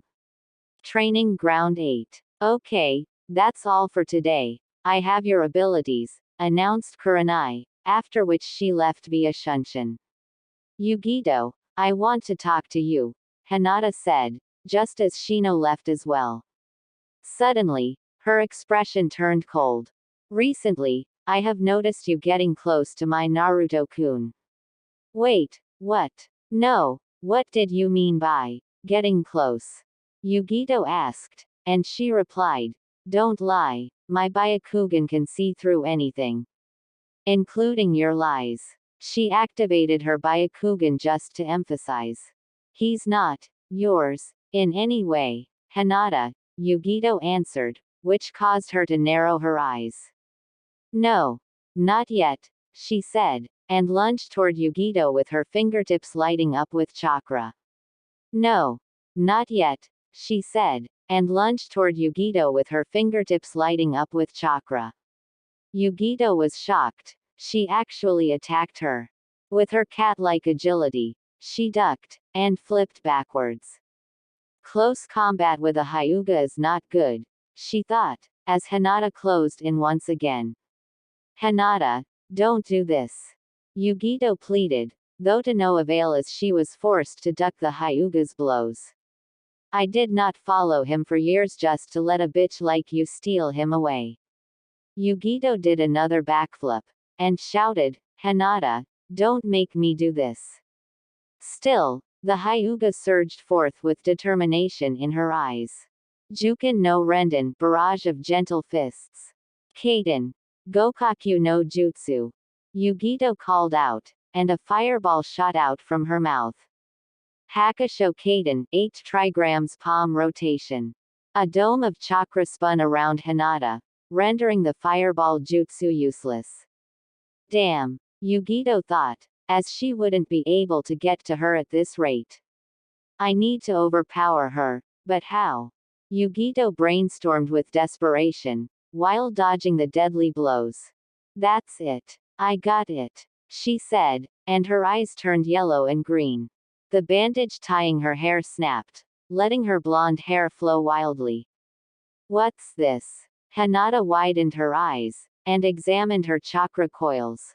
They were blue, which was normal, but it was way too blue to belong to a normal person. Nekomata Gokaku, cat fireball. A fiery blue ball of flame was flung towards the Hyuga, who once again used the Kaden. Unfortunately for Hinata, the demonic chakra began eating into her Kaden, and she couldn't spin forever. Scowling at Yugito, who was in her Biju cloak, she stopped spinning and dodged to the side. Yugito closed up the gap between them, and sent her own blasts of demonic chakra at her, only parried by Hinata's Jukin. Eventually, her Biju cloak receded, and she was tired as hell. Bitch, it appears that you have run out of your demonic chakra. I hate demons, you know. Hinata taunted, then her hands glowed with her chakra flowing out of the tenketsu near her fingertips. It's over. Rushing towards the Jinchuriki, she struck her in the tenketsu near the heart, or was supposed to. A puff of smoke later, and it was revealed that she had not hit Yugito. In fact, it was even worse. She had hit Naruto. I'm disappointed in you, Hinata, Naruto commented while coughing up blood. You hate demons, well I'm telling you I hold one. In the cave within the mindscape, Kurama gasped. Did he hate her? But you see, the thing is, I have nothing against demons, unlike you. And Kurama sobbed in relief.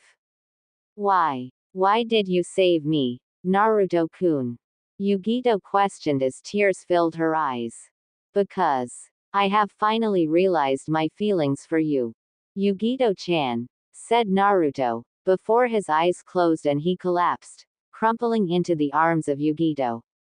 Yugito sobbed, and via Shunshin, left Hinata to think about what she had done.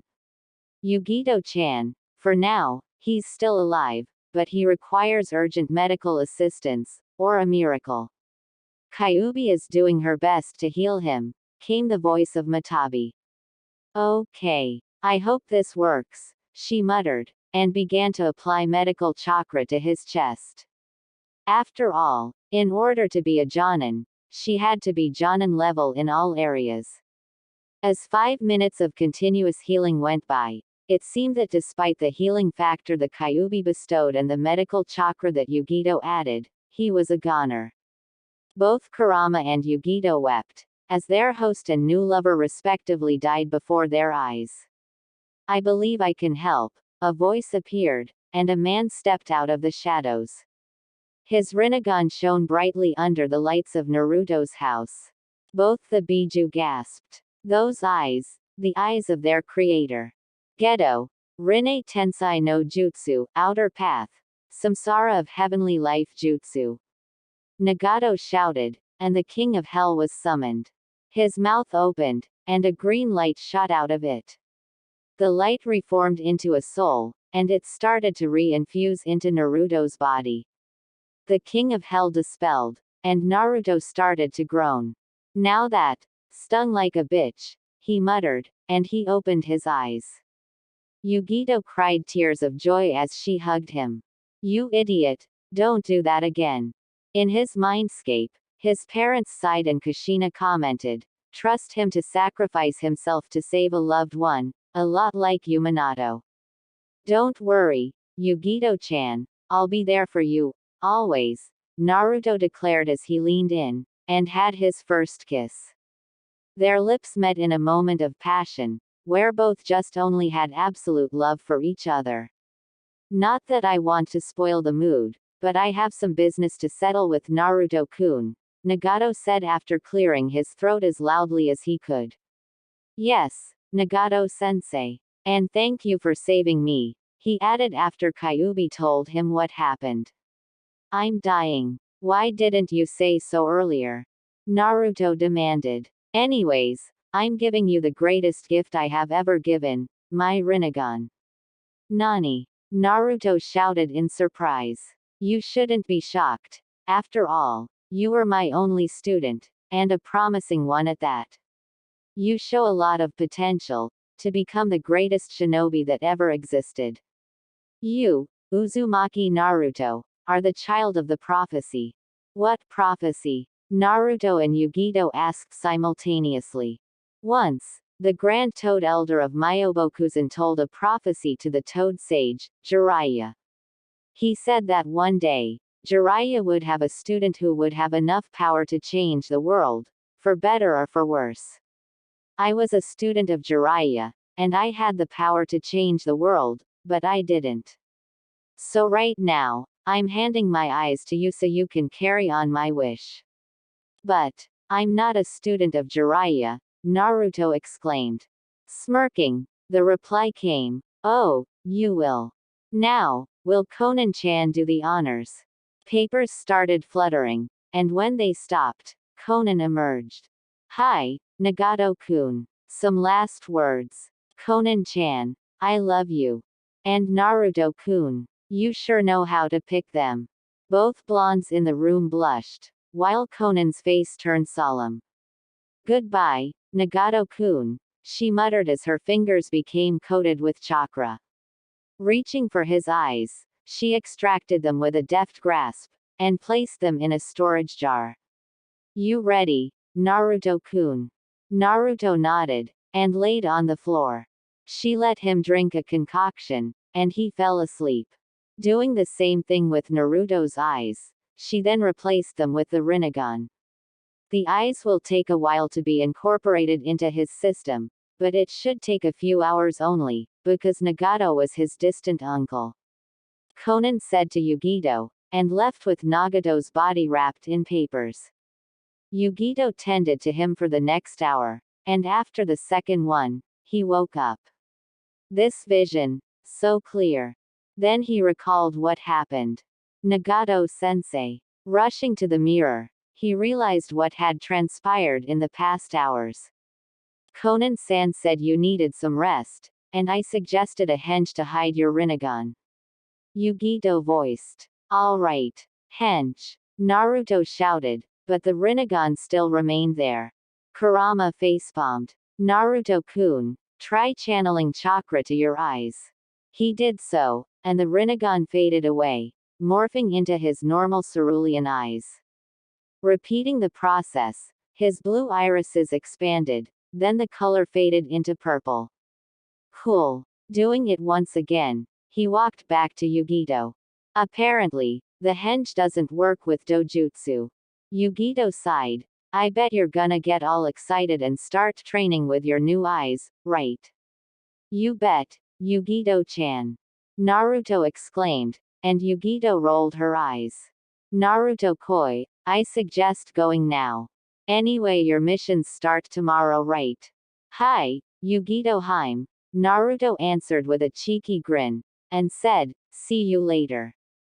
The next day, Naruto left the house with Shunshin, and arrived to find that Kakashi was actually on time. Let's go to the Hokage's office, Kakashi instructed Team 7, and they scattered. Upon arriving, the Hokage opened a scroll, and said, Team 7. First D rank, EH.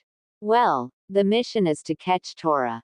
Wait, we get to catch a tiger, Hokage Gigi. Sounds like fun. Naruto commented enthusiastically. Meanwhile, the rest of Team 7 thought about how rude Naruto was, while Kakashi just raised an eyebrow and sighed. Tora, the cat of Daimyo's wife, Sandaime elaborated.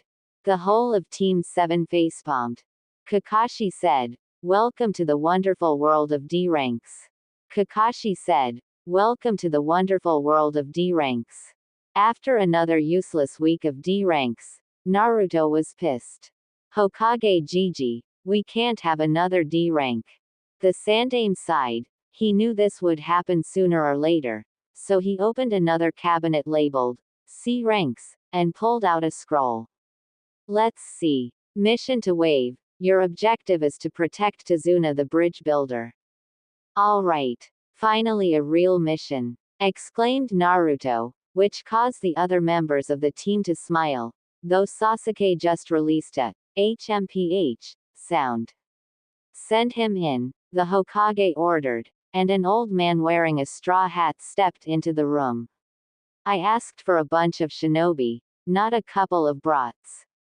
Though the silver-haired one and the blonde one look reliable. Kakashi gave his famous eye smile and Naruto grinned, while Sakura screeched and Sasuke fumed.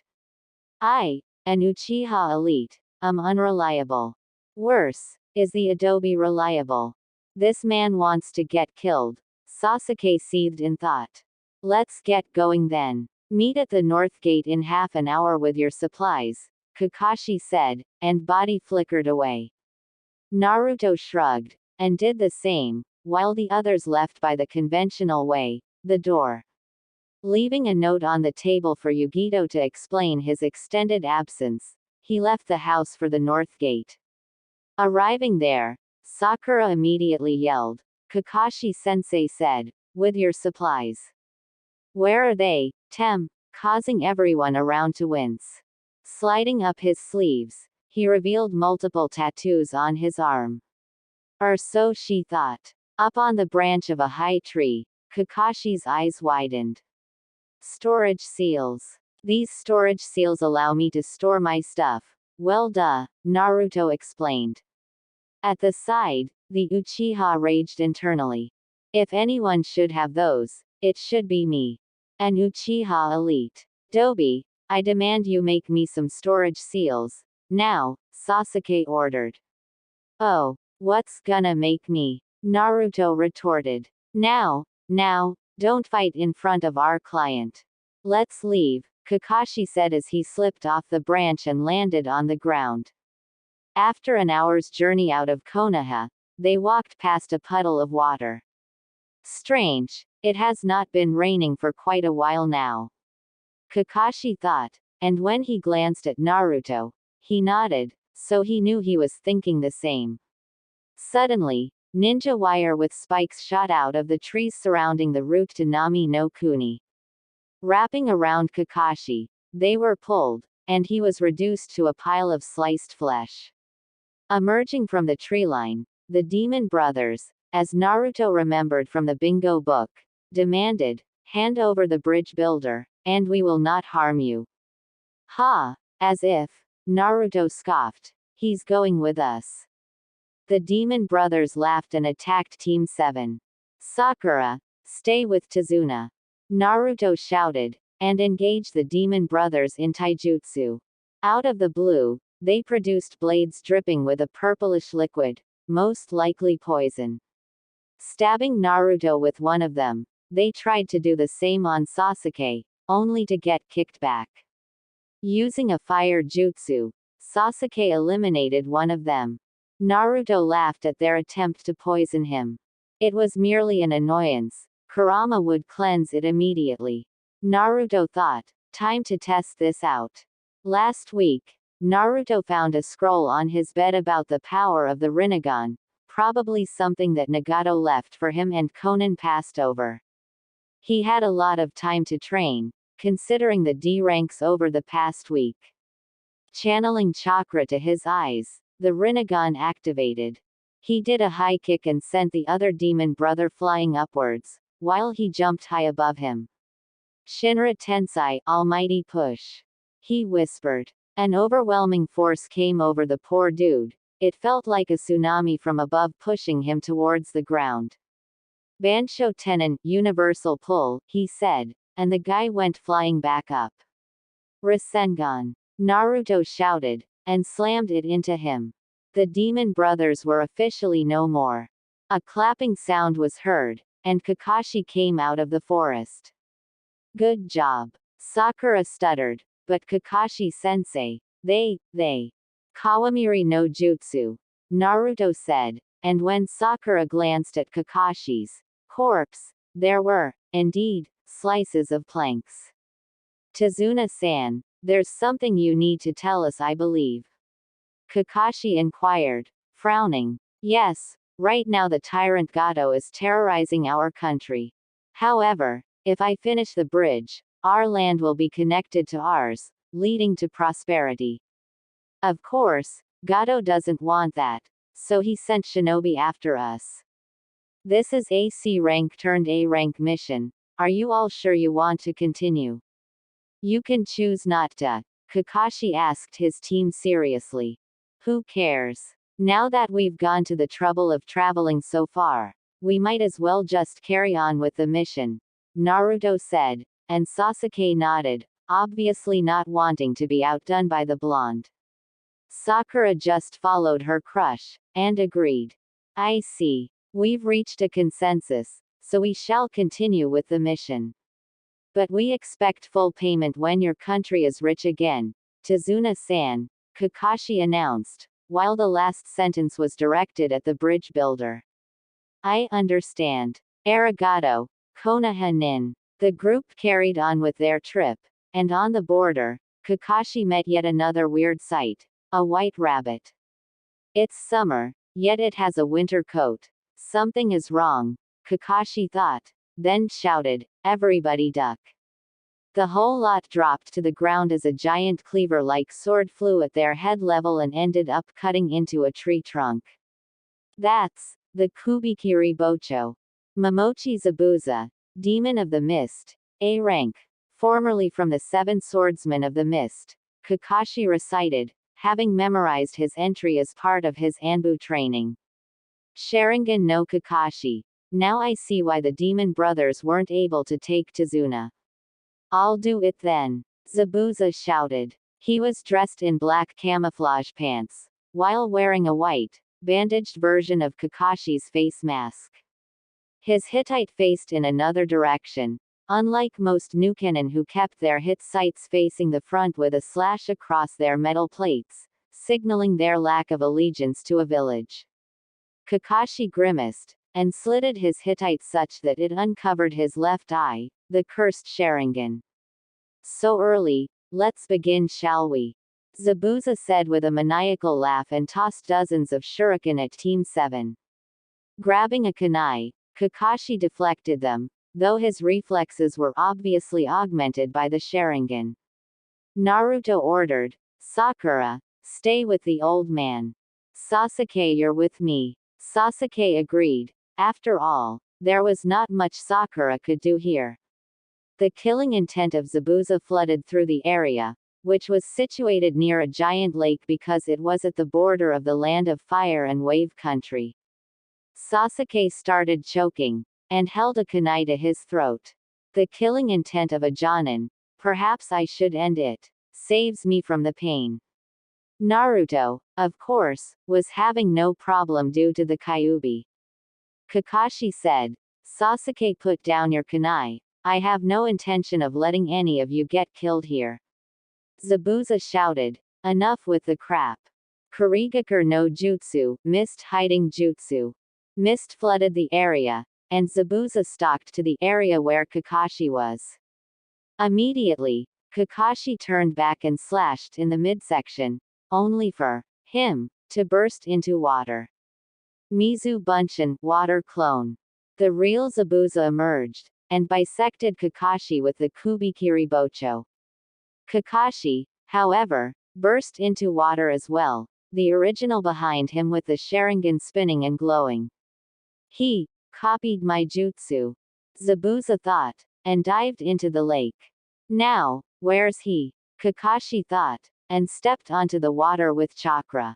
Shit, he said, as the water bubbled and Zabuza shouted, Sweeten, Suiro no Jutsu, water style, water prison jutsu. Water around Kakashi swirled and formed a bubble-like contraption, trapping Kakashi within. Naruto thought fast. He would have to remove the hand that Zabuza was sticking into the water prison in order to maintain it. Zabuza, not Naruto. Concentrating, chakra flowed to his eyes.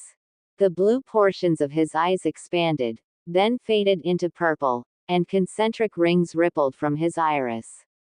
Using his fine chakra control from tree climbing and water walking exercises, he focused the gravitational force into the size of a palm, and aiming at Zabuza's hand, he whispered, Shinra Tensei. The force was like a bullet, less impact and more pressure. Over the week, Naruto had learned how to control the size of his pushing force. Hitting his hand directly, Zabuza swung his hand back uncontrollably, breaking the water prison. Kakashi was shocked. As a Sharingan user, he could hardly keep track of a Rinnegan user's moves, so he didn't know what happened, or the fact that Naruto had the Rinnegan in the first place. Quickly stepping aside, Zabuza started flashing through many hand seals. Kakashi's Sharingan started spinning again, and he began copying the hand seals at the same rate. Naruto's eyes widened as he recognized the jutsu.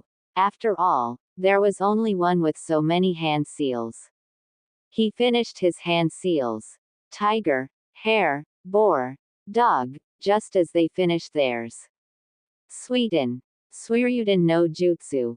Both Kakashi and Zabuza yelled, while Naruto shouted, Doten, Doryuheiki, Earth Style, Earth Wall. Their water dragons clashed in mid-air, causing the whole shore to flood. Luckily, Naruto's Earth Wall covered the rest of Team 7 as the water rushed towards them. Zabuza smirked, and taunted, You can't defeat me. You can only copy, like a monkey. HMPH. Don't underestimate monkeys, Kakashi retorted, referring to the Hokage. Entering another set of hand seals, Zabuza was about to call out his jutsu when Kakashi shouted, Suiten. Daibakufu no Jutsu, water style. Giant waterfall jutsu, much to his horror. He did it faster than me. Water picked up around Kakashi in a vortex shape, and shot toward Zabuza, who was too shocked to counter and was blasted square in the chest. You can see the future? Zabuza asked fearfully, now witnessing the prowess of the accursed Kekkei Jinkei firsthand. I can, and your future is death. I can, and your future is death. Kakashi charged forward with a kunai, prepared to end the battle. Suddenly, Tsusenbon flew and pierced the neck of Zabuza, causing him to drop to the floor, dead. A masked Kiri hunter nin dropped from a tree, and landed next to Zabuza. Arigato, Konoha nin, I've been tracking him for hours. You've weakened him, allowing me to deal with him. He then left via Kiri Shunshin with his body, and Team 7 sighed. Tazuna-san, there should be no more other shinobi here to attack us.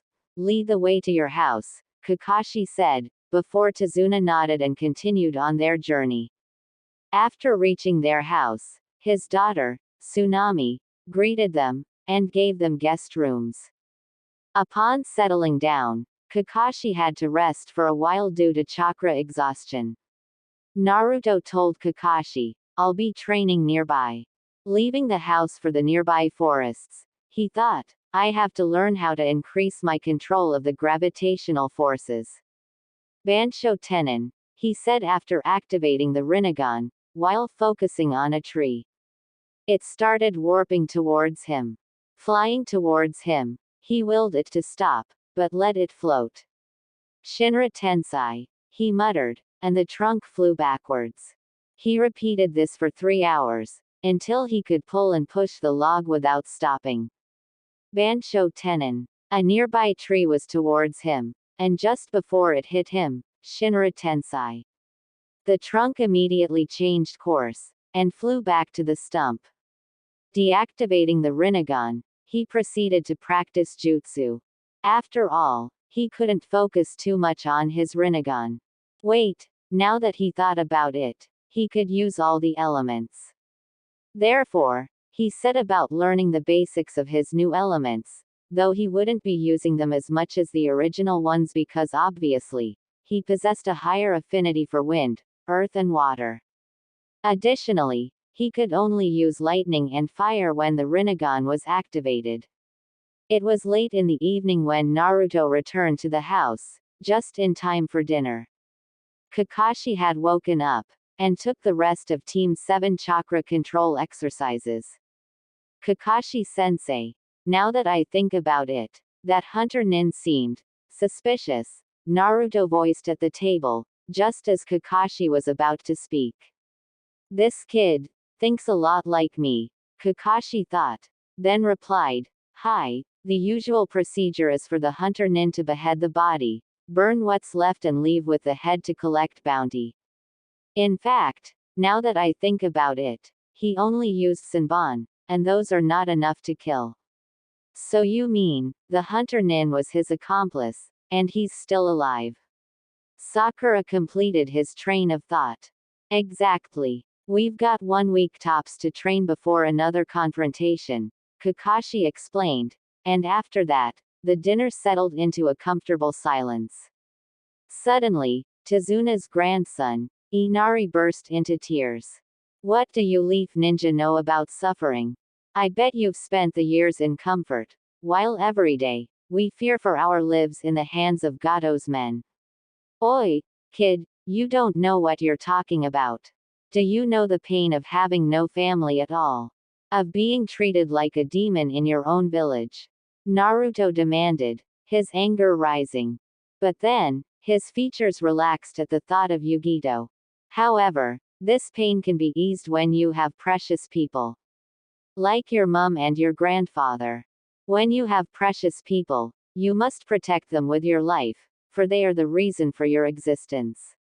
For example, if it weren't for my lover, I would have committed suicide long ago. Inari at this moment decided to go to his bedroom to ponder about what he said. Meanwhile, Sasuke, with his selective hearing, seethed at the thought of Naruto having a lover. How could someone love a clanless dove like him? If they should love anyone, it should be me, an Uchiha elite. Not that I want to love anyone, attachments make me weak. I'm going to train, Naruto declared as he put his dishes in the sink and left the house. Throwing jutsu after jutsu, he only stopped after about 50. Such was his stamina. Charging his chakra, he was about to do another 50 when he heard a clapping sound. Turning around, he saw Kakashi walking over, Ika in hand. I was surprised you could do so many jutsu, much less without stopping, he commented, though I was surprised to learn you could use 3 elements. Most genin don't even know elemental jutsu, and even if they do, they only do it for 1. Naruto released a breath he didn't even know he was holding. He doesn't know about the other 2 elements, or the Rinnegan yet, phew. Naruto thought. Kakashi-sensei, I know you have 4 elements, so can you teach me some high-ranking water and earth ninjutsu?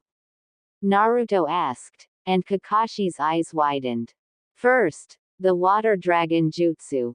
I already know that one, he interrupted. Oh, show me, Kakashi said as he flashed through the hand seals in 12 seconds. Naruto shrugged, and finished it within 5 seconds. Incredible, to think he possesses such a high speed for hand seals, Kakashi mused. So, what's next? Right now, I can't really think of any high-ranking water jutsu. Though I think you could ask Kushina-san. The Uzumaki were famous for their Suiten jutsu. Kakashi suggested, though the second part was a low whisper. Actually, there are not many high-ranking water and earth ninjutsu, considering that earth is a defensive element while water is neutral, mainly used for augmenting lightning jutsu, Kakashi continued. Naruto nodded, and continued throwing wind attacks at the nearby trees, occasionally slashing them with a water whip or piercing them with earth spikes. Well, Yane, Kakashi left, one hand waving while the other was holding on to that perverted piece of literature. The next morning, a girl wearing a pink dress and black choker entered a clearing, holding a basket full of herbs. She spotted slash marks on the trees in the vicinity, and some stumps. Then, she saw a ninja in the middle of it all, sleeping soundly. Thoughts flashed through her mind rapidly. This is one of the Konoha nin from yesterday. Should I? No, never mind, she pondered while her hand poised over his neck. Then she moved it to his collar, and just as she was about to shake him awake, he said, I know you're there. Naruto opened his eyes to find a girl grabbing his collar. Blushing, she let go, and said, "What are you doing here on an early morning, Shinobi-san?" "I could say the same." Naruto redirected the question, to which she replied, "My name is Haku, I'm plucking herbs to heal my friend." "Oh, you have precious people, then." Naruto cocked his head. This girl had piqued his interest. "Hi, this is my only precious person. I believe that only when one has a precious person, then one has a purpose and this can make one stronger." "Well said. In fact we think quite alike. I'm Naruto, it was a pleasure to meet you," Naruto exclaimed, surprised to find that someone else actually shared his mentality. "Right. I've to go now, Naruto-san. Till we meet again. And by the way, I'm a boy," he said as he left the clearing. Naruto facepalmed. Haku was a boy, was he gay? He immediately shaked off the thought. He couldn't insult the first person he met who shared his mentality. He was probably just androgynous, right? Naruto's body flickered back to the house. "Oh heyo," he shouted as he entered. After breakfast, he continued training. Back in Konoha, a certain feline kunoichi just entered Naruto's apartment, returning from her mission. A shout ensued as a certain note was read. 1 week later, Tazuna and Team 7 arrived at the bridge, just in time to see all the workers injured, and some dead. A thick fog covered the area, but Naruto could tell that it was laced with chakra. Well, if it isn't the Konoha brats," Zabuza said while stepping out with his accomplice.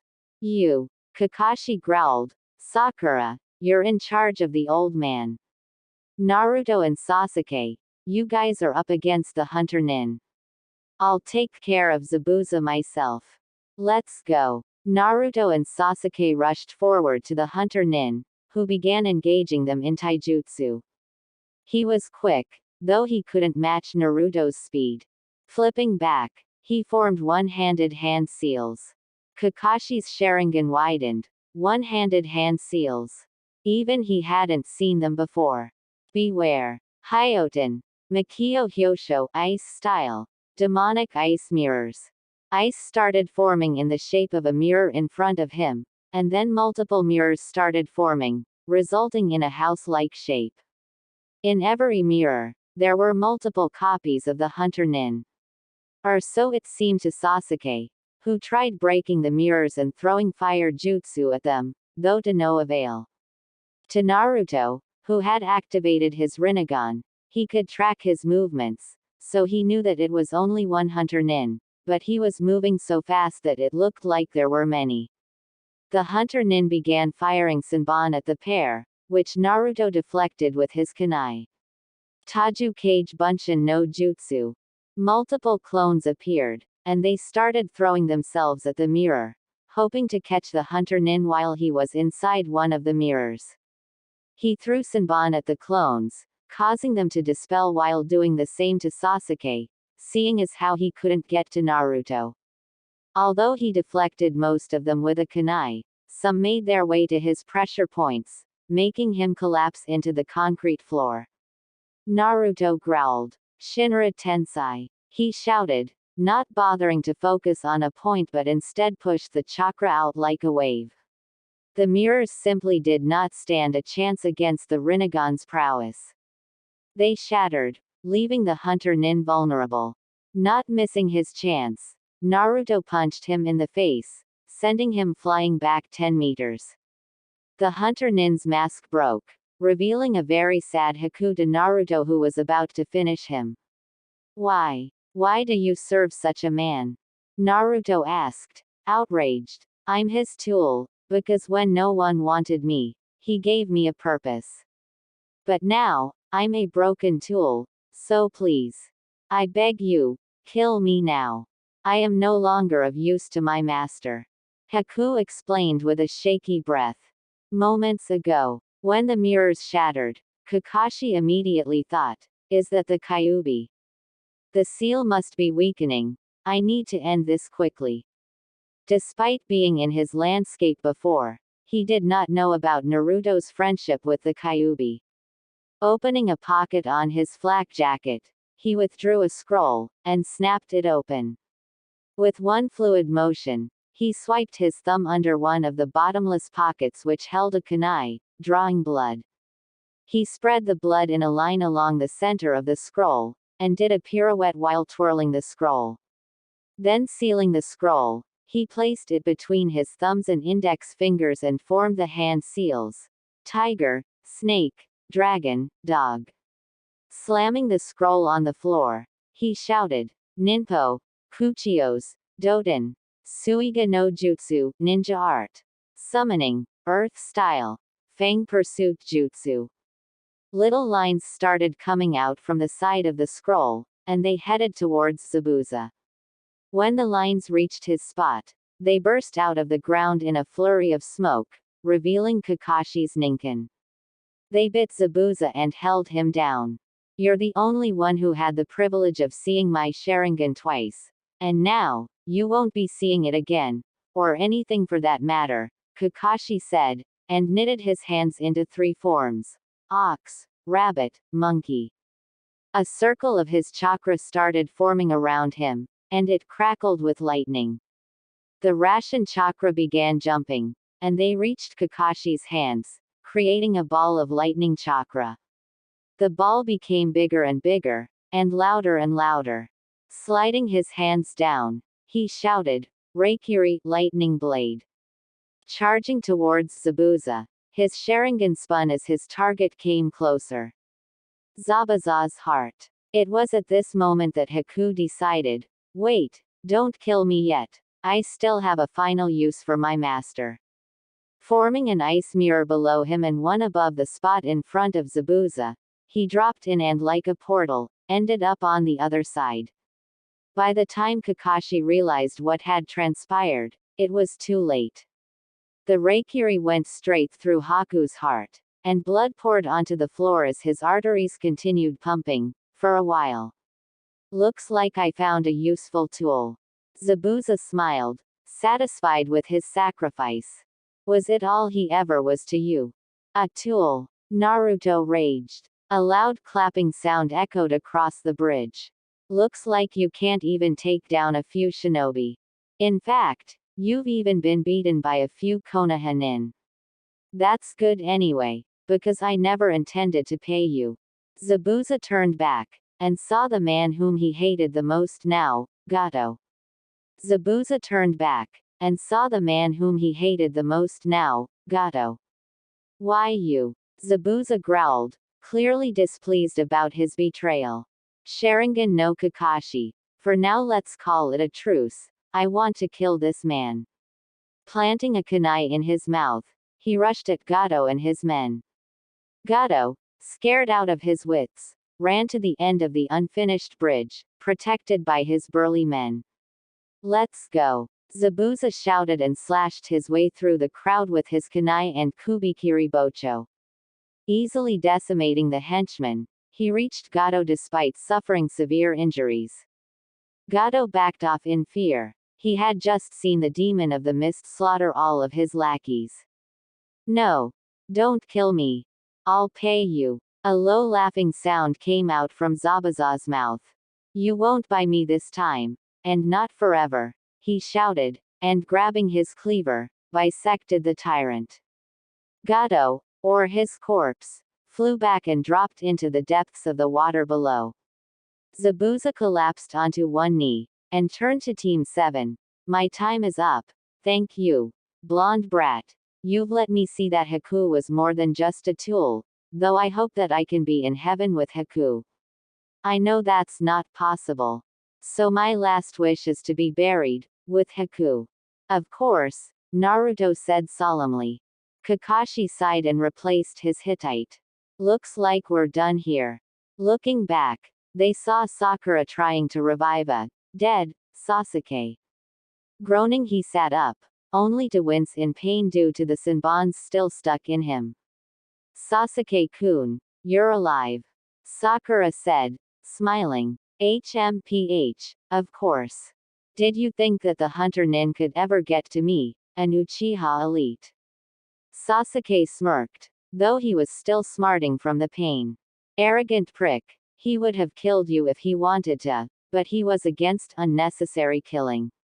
He just put you in a near-death state. Naruto defended his friend after a bit of observation. Okay, let's head back to the house. After grabbing your stuff, meet me at the doorstep, Kakashi ordered. Yes, sir. Team 7 scattered, and 5 minutes later, they met again. They then proceeded to help out with the building through shadow clones or manual labor. Bye, Konoha Nin. And thank you for killing the tyrant, Tazuna said, and the tsunami thanked them as well. Naruto Nisan, thanks for your speech. I now finally understand the importance of my family, Inari spoke up, while hugging his grandfather and mother. Wow, didn't think I would get to you that fast, Naruto commented, and with that, they left the house for the bridge, which was completed and about to be named. The whole village was gathered, and they were thinking about what name they should give. How about the Super Tazuna Bridge? The bridge builder suggested. Everyone groaned, and the family sweat dropped. The tsunami said, how about the Great Naruto Bridge? After a bit of muttering, the village cheered, and displayed their assent. The Great Naruto Bridge it is, Tazuna announced, and everyone applauded. Naruto gave his famous smile, while Sasuke fumed, as usual.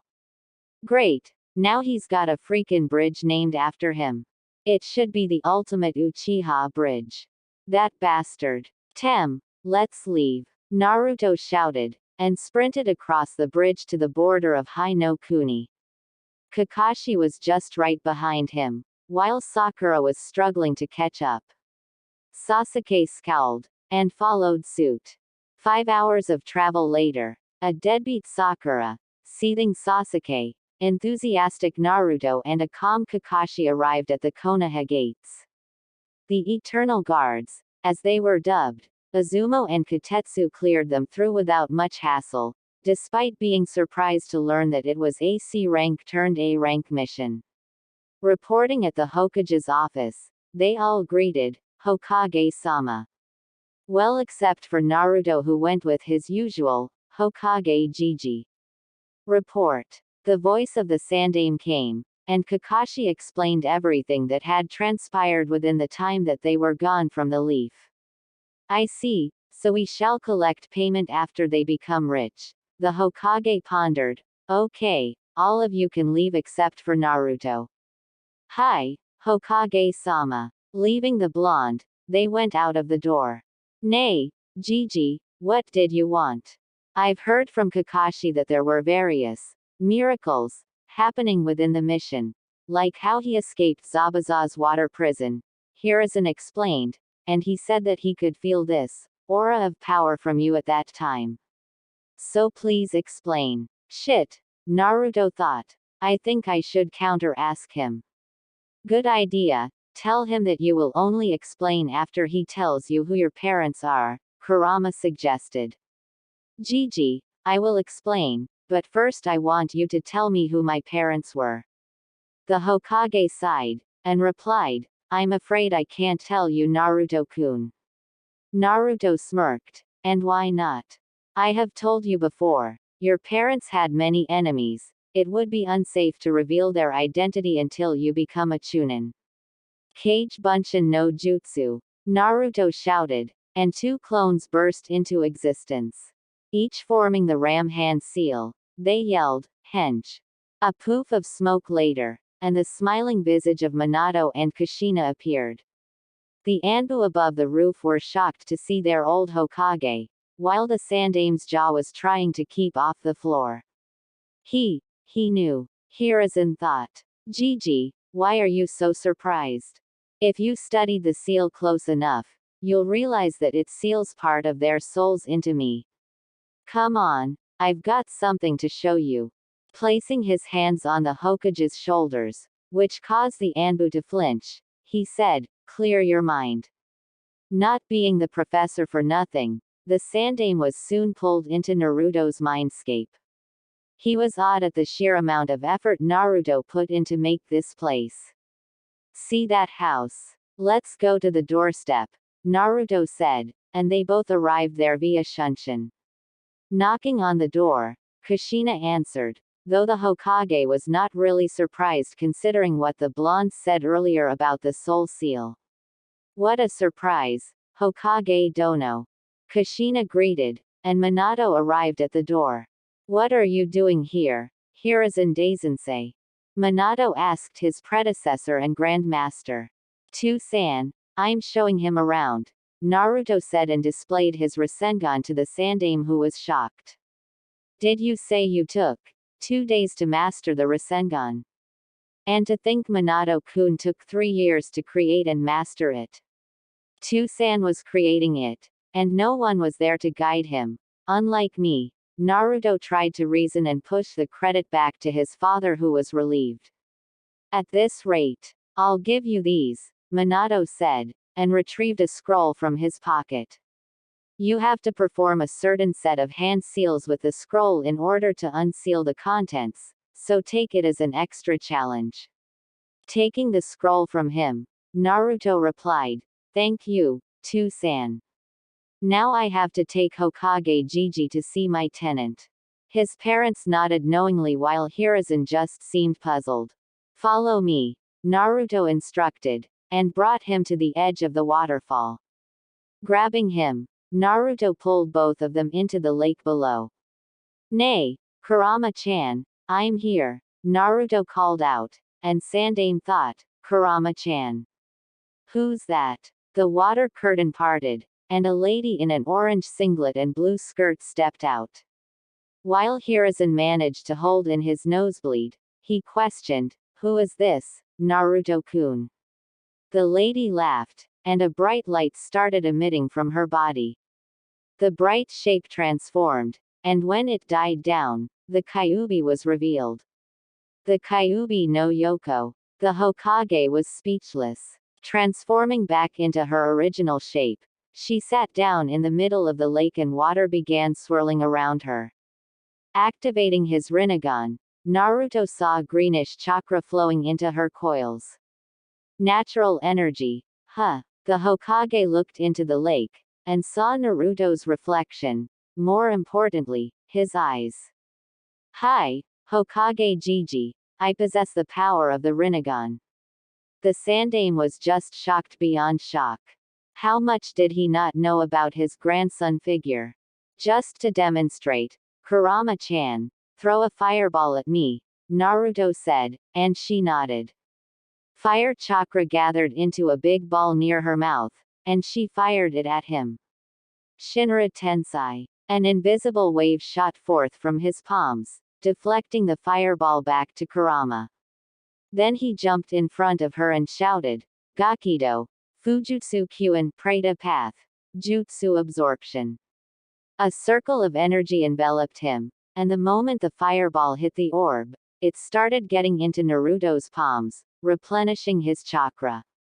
Impressive, the Hokage mused. Naruto winked at Kurama, who over the past week, had been teaching him about the abilities of her old man's eyes. Hokage Gigi, the only thing I request is for confidentiality. Of course, the Sandaime agreed, but please tell me if there are such things in the future. Soon, he was pulled back into the real world. You're dismissed. Forming the seal of confrontation, he left with a shunshin, though it was not a leaf shunshin.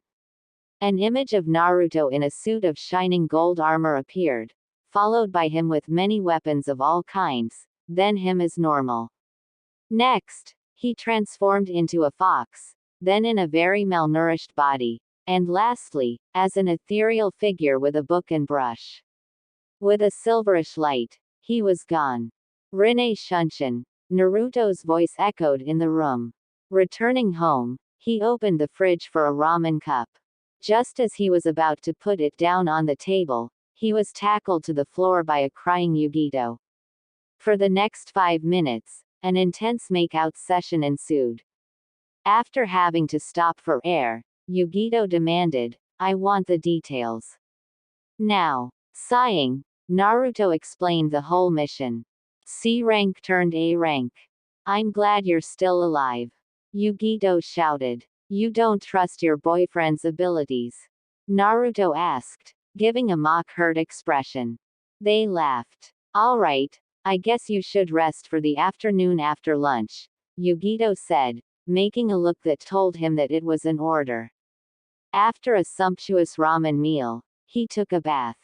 Then sleeping for the next 5 hours, he woke up to a weight on his chest, Yugito's head. Gently replacing her head on the pillow, he decided to leave the house for a training ground. He heard a moaning sound just before leaving by Rinne Shunshin that said, "Pillow, don't go." He smirked. Right, Kurama-chan. Any new abilities you want to teach me? Naruto thought. Hi, I will teach you the yin and yang styles. The yin style is all about creating the form of things. For example, the Nara clan's shadow manipulation is actually a use of yin chakra to create the shadows. In fact, almost all non-elemental jutsus use yin chakra, like genjutsu. Next, as for yang style, it forms life and vitality. Basically, things like medical ninjutsu require yang chakra to accelerate a cell's healing rate. But when one uses both, and only Rinnegan users can, they can create the yin-yang style, which creates form and gives life to it. There is only one technique in existence, and it is the most powerful tool. The Banbutsu Sozo, or the creation of all things, is a result of breathing life with yang chakra into forms created with yin chakra. Now, you have to note that yin chakra is just a lot of physical energy and a bit of spiritual energy. Meanwhile, yang chakra is vice versa. Try it now, Kurama replied. Naruto began to try molding yin chakra. He forced physical energy into his coils, and then tried adding a bit of spiritual energy. His body tried to put in more spiritual energy to equalize the equation and mold chakra. After all, that was the usual process. But then he endured long enough, and was rewarded with the sight of his body cloaked in black chakra. Let's see. How about creating a bird? He manifested the yin chakra into the shape of a pigeon with the administration of his imagination. The pigeon appeared, color and everything, but it might as well have been a statue. Now, he decided to remove the yin chakra. Alright, let's try yang chakra. Meditating a bit, he placed spiritual energy into his coils. Then placing just a tiny bit of physical energy, he felt the urge to put in more. Gritting his teeth, a cloak of whitish chakra surrounded him. Then he pushed yang chakra into the bird's statue. The pigeon came to life, and flew away. Okay, so that's it. Kurama said, you've just utilized yin and yang styles. Now, try doing both at once. Naruto grimaced. That had taken a lot out of him. Wait. Kage Bunshin no Jutsu. A clone burst into existence. You make yang chakra. I'll make yin, Naruto ordered. After doing so, he tried putting their hands together. The white and black chakra began joining and forming a gray-colored one. Okay, now, a frog. The chakra changed into the shape of said animal, and it hopped away. I did it, Kurama-chan. Naruto exclaimed. The next few hours were spent on basic physical training. Upon returning to the house, Yugito was already up and preparing dinner. When she saw Naruto, she pouted, causing him to almost die from cuteness overload. Dinner's almost ready, take a shower first, Yugito said, and Naruto complied. When he came out, the table was filled with plates of dishes of all kinds. There was also a candle in the center and the lights were dimmed. Take this as our first date. The dinner carried on in a comfortable silence, and the couple were generally just enjoying the other's presence. Where did you learn to cook like that? My mom. She's dead, Yugito replied sadly. Oh, sorry, Naruto consoled. After finishing dinner, both washed the dishes and retired to bed upon brushing their teeth. That was quite the first date, Naruto commented. Yeah, Now get your pillow. Yugito shouted playfully. Naruto laughed and lay down on the bed. She rested her head on his chest, and that's how they remained for the rest of the night. The next day. Morning. Beautiful. Naruto greeted as he rose. There was a knock on the door. Answering it, he found Kakashi with a letter in his hand. Meet at Training Ground 7. I've got important news. Naruto asked. What news? Kakashi gave a simple reply. Chunin exams.